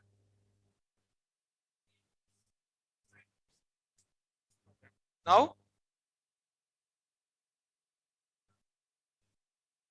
N2, I will give it as N2 over here. N2. Chap.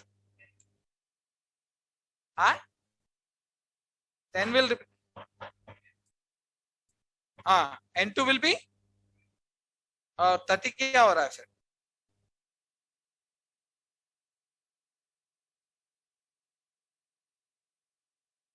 So what is the n1 value? Ultimate बताओ. 30. Error. Error. Because you are giving two values to n1 over here. So it will be an error. Okay. I like your faces. Now, this is what is, guys. What is happening over here is, try to understand this. First, you are assigning this one on the positional basis. Okay. Then what you are doing, this is what? Keyword argument. You can do this, no problem if you remove it out. But here you are assigning again. Already a value is assigned to n1. Now again you are assigning, that will be a problem. Okay, you should not do that. Okay, remember this. Don't be in an assumption like that. Okay, it will be an error. Clear, guys? Now let's see that what is a default argument. Now suppose there is a condition is kept over here. Now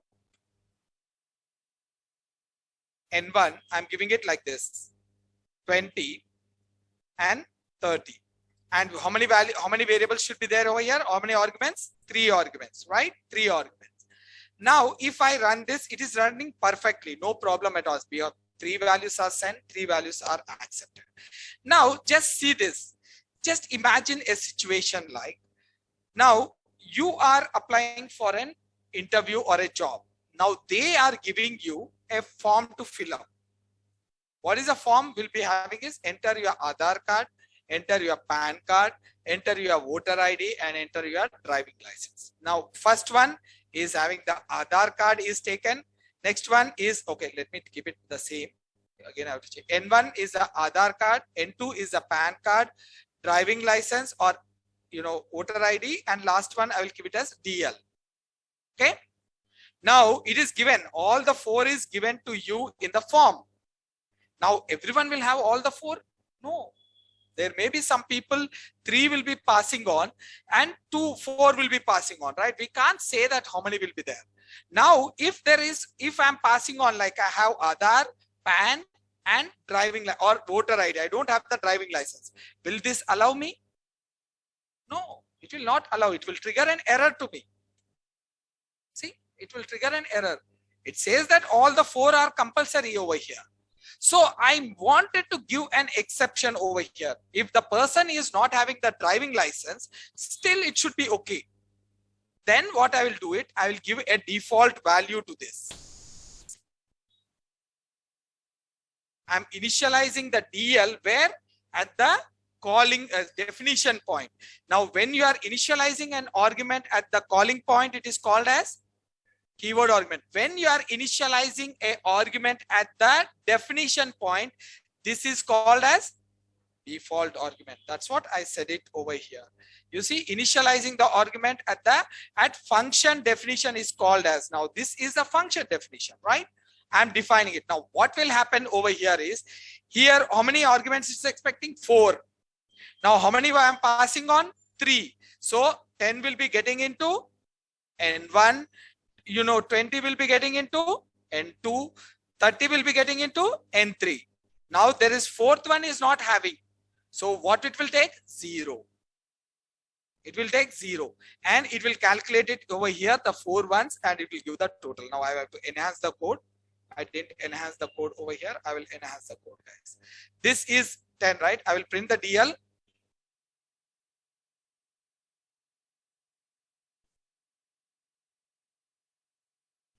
I'll give it as DL over here.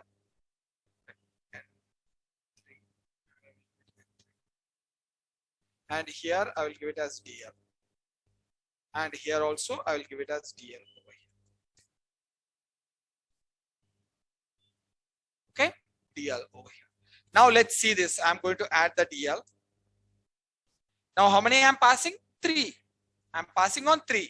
Now you see this? Saying that 0. DL is taken. No, I will pass on 4. I will pass on 4 now. Now this will be given preference.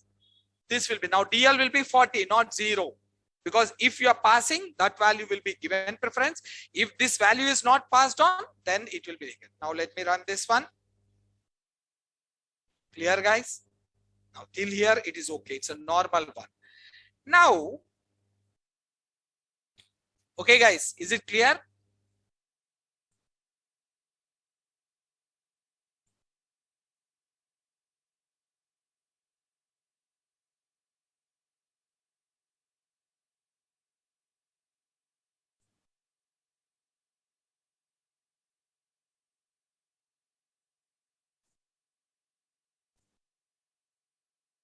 Okay.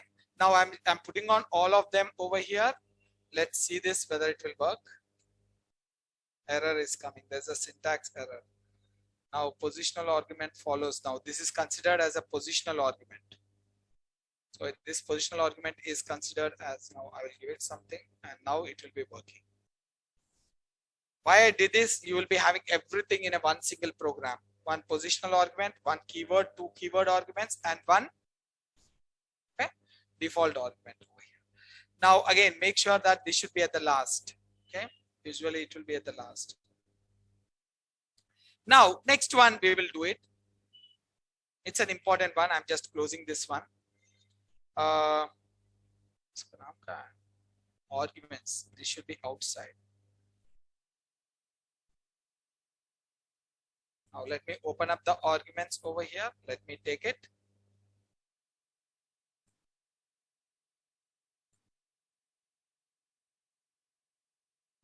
Now this is very important one, guys. Try to understand.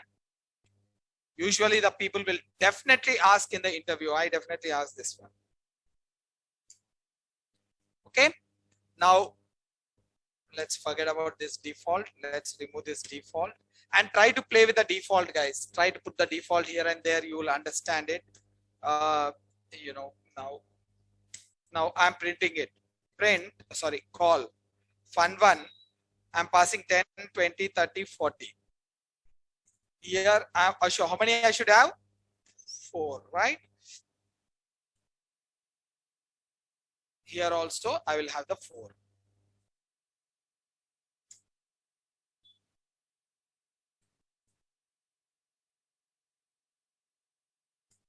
Okay, guys. Now I'm running it over here. Just take it. Perfect, right? No problem at all. Huh? క్షమించేసే బాబు, క్షమించేసే అన్న.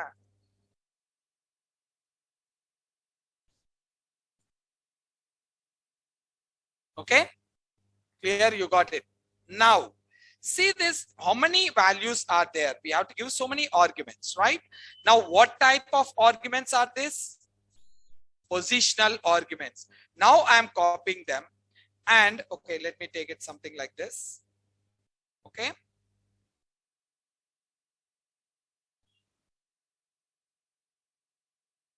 how many are there? Don't know. So many arguments should be there over here. Yes or no? This is a painful process, right? I have to count them, I have to give them, I have to print them. All this thing is a big headache for me. So there is an easy way of doing it. How we can do it is, there is, now if this is a normal arguments, right? These are the normal arguments. So I will convert this one into a special argument. How I will do it? I will just give a star in front of them. When I give a star over here, now these all are not required, guys, for us. Now you see this. Okay, let me comment it. Okay, now here also we don't need all these things. Comment it. Now what is this? I am giving a star in front of n1. Now when you give a star in front of n1, that will become a really a powerful argument.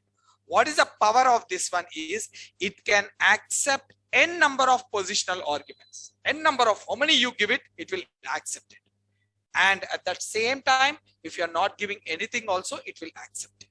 So it will accept a 0 number of positional arguments to n number, 0 to n number of positional arguments. Now you see this one is there, right? Here, okay, let's comment this one also. I will comment all of them. There's nothing is there. Now in this, I'm printing only n1. Now all these values will be dumped into the n1 in the form of tuple.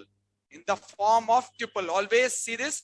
Now, this type of argument, which is having a special power to accept n number of positional arguments, that type of argument is called as variable length argument. Or there is one more word is called as arbitrary variable length argument. Arbitrary argument, just ignore that. But this is called as variable length argument.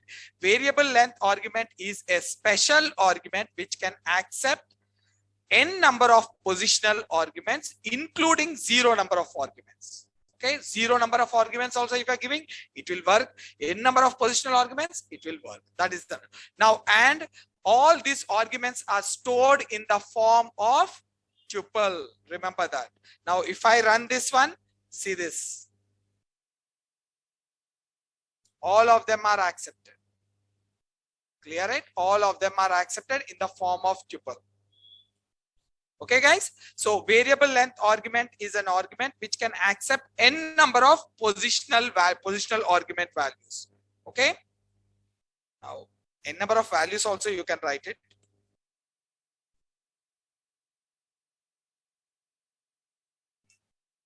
Special argument which can accept n number of positional values. Or you can say it as a values also. If you are not inviting any problem, then you can say that, you know, positional argument values, you can say it. Or you can say just the values. Okay, why I'm saying this is we will be looking at the keyword argument over here. Okay, now this can accept n, and at the same time you can pass it on the zero arguments also.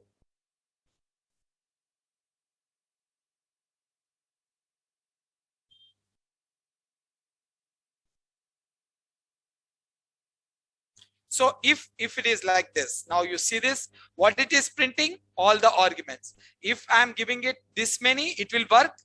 Yes, it will work. No problem. If I'm giving it this one, only one, will it work? Yes, it will work. Okay. Now, if I'm not giving anything, it will work. That is the advantage of this positional or not this variable length argument. Okay, this is the one which is used for the variable length argument. The problem over here is, okay, let me remove this one. Now I am giving it something like this. Okay, now I will say that if I give it, okay, I will give a variable over here, a is equals to, will it work? Yes or no? It will work. So what will happen here? 10 will be assigned to A, and then remaining all will be assigned to N1. Let's print A over here. Got it, guys? Now I am giving it some like 40 over here, 40, 50 or 60.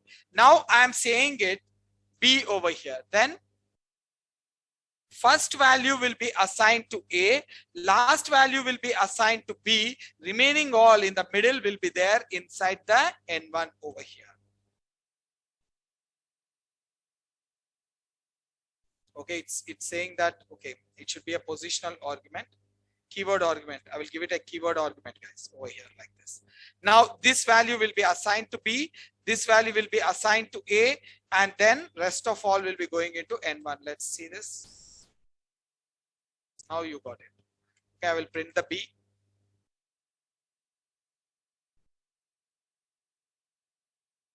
Okay, B we got it. Now suppose this one we will remove it. Okay, this one I will remove it. This one I will remove it. Okay, now this is not required for us. Now this one is also not required. So all the values will be there inside this, right? This is a variable length argument. All the values will be there inside this, no problem. So now I am having some keyword arguments over here.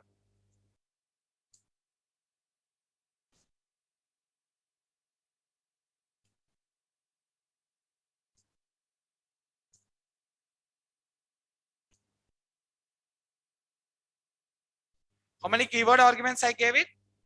4 keyword arguments. Now, will this keyword arguments will be accepted by this? No. Only this variable length argument is accepting only the positional arguments. It will not accept the keyword argument. Now you see this, it will give us an error to us.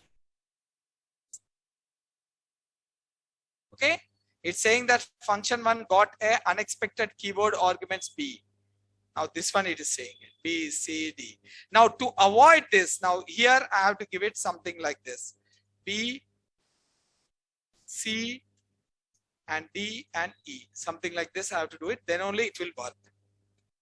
Okay, to avoid, now this power is the variable length argument power is it will accept only and only n number of positional arguments. It will not accept any of the keyword arguments. In order to accept n number of keyword arguments, we are having a keyword variable length argument. What is that? Is any variable with the double star will be acting like a keyword variable length argument. Now you see this. Now this one variable length argument, it will take n number of values and stores in the form of tuple, in the form of tuple. That's what it is. It will store it in the form of tuple over here. Now when we are giving the n number of keyword arguments, this will be stored in keyword variable length argument. The keyword variable length argument will have the 2 stars in front of them. Okay, now it will be storing in the form of dictionary. It will store it in the form of dictionary. Now see this. Okay guys, now this is a, don't get confused over here. Always remember that variable length argument will store the data in the form of tuple. Remember that. And keyword variable length argument will be storing in the form of dictionary. Okay, now this any variable which is having a star in front of that, it is called as variable length argument. What is the nature of that? Nature. What is the purpose of that? N number of, it will take n number of positional argument values. And what is that? If we variable having 2 stars, it is called as keyword variable length argument. And the nature of this one is to accept n number of keyword arguments, and it will store it in the form of dictionary. This will be the key and this will be the value. Then can you see this? Key value will be there. Okay, clear guys? Now there is some coding standards we have to follow. So here you can give your name, no problem. You can give it your name, or you want to give it anyone's name, you can give it variable name, you can give it anything. क्या हुआ? Copy क्यों मार रहा है? आदत से बाज आओ यार. Okay, so now दे दो. नहीं दे दो, नहीं अब शुरू हो जाएगा फिर. Now N1, N2. Okay, now here giving N1 and N2. So in this case, now usually the coding standards has to be maintained. So whenever you are dealing with the variable length argument, always they will be using it as star args. Whenever you see this star args, then you should understand that variable length argument. When you have to use the star, when you are accepting the values, when you are printing it, no need to use the star at all. Directly you can print it as if you are printing a variable. Remember this, don't get confused. Whenever you are accepting the values, you have to use the star. And after that, in order to print it, no need to use the star at all. In the same way, here we can use it. What we have to use it? ARGS. Now you can see this, it's showing me an help also. ARGS. This is actually the coding standards. Whenever you want to use a variable length argument, use it ARGS. Now if you want to use the keyword variable length argument, so what you are going to use? Double star KWARGS. Double star KWARGS. Okay, now this is like, you know, you can use it here, KWARGS. Guys, now this should be only while you are accepting the values. And remember that always the KWARGS will be storing the data in the form of dictionary.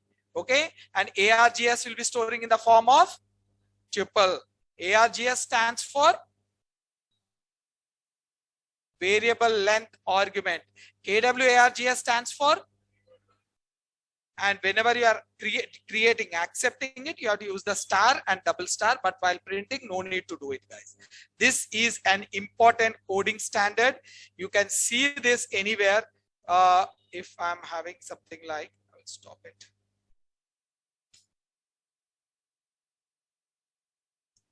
Can you see this? Have you seen it?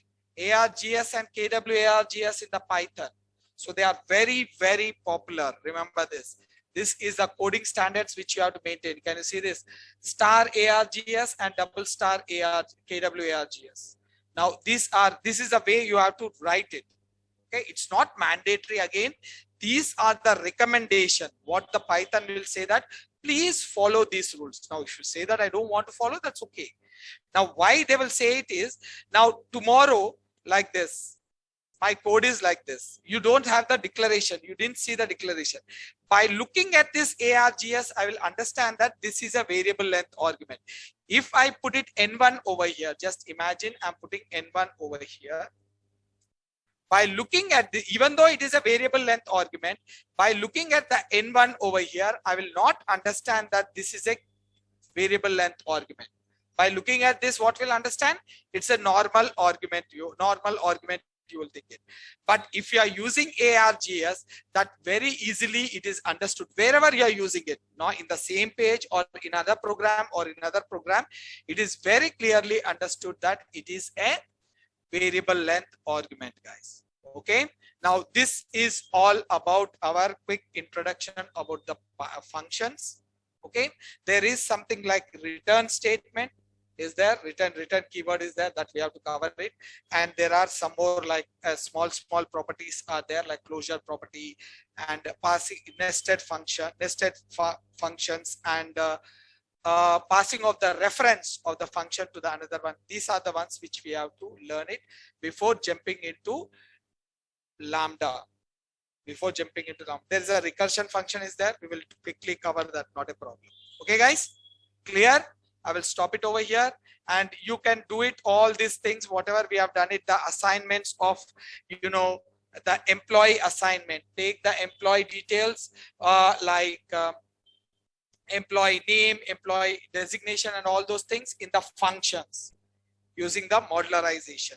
Student, I explained to you the same way you do it with this, and try to print the prime number, try to print the tables, all this using the functions. I want you to do that. All these things, use the prime number, use the your tables and even numbers, odd numbers, all these things, try to do it using the functions. Okay, guys. Chalo, I will stop it over here, and from tomorrow there's no class. We'll meet on Monday. Happy Pongal or happy Sankranti. Okay.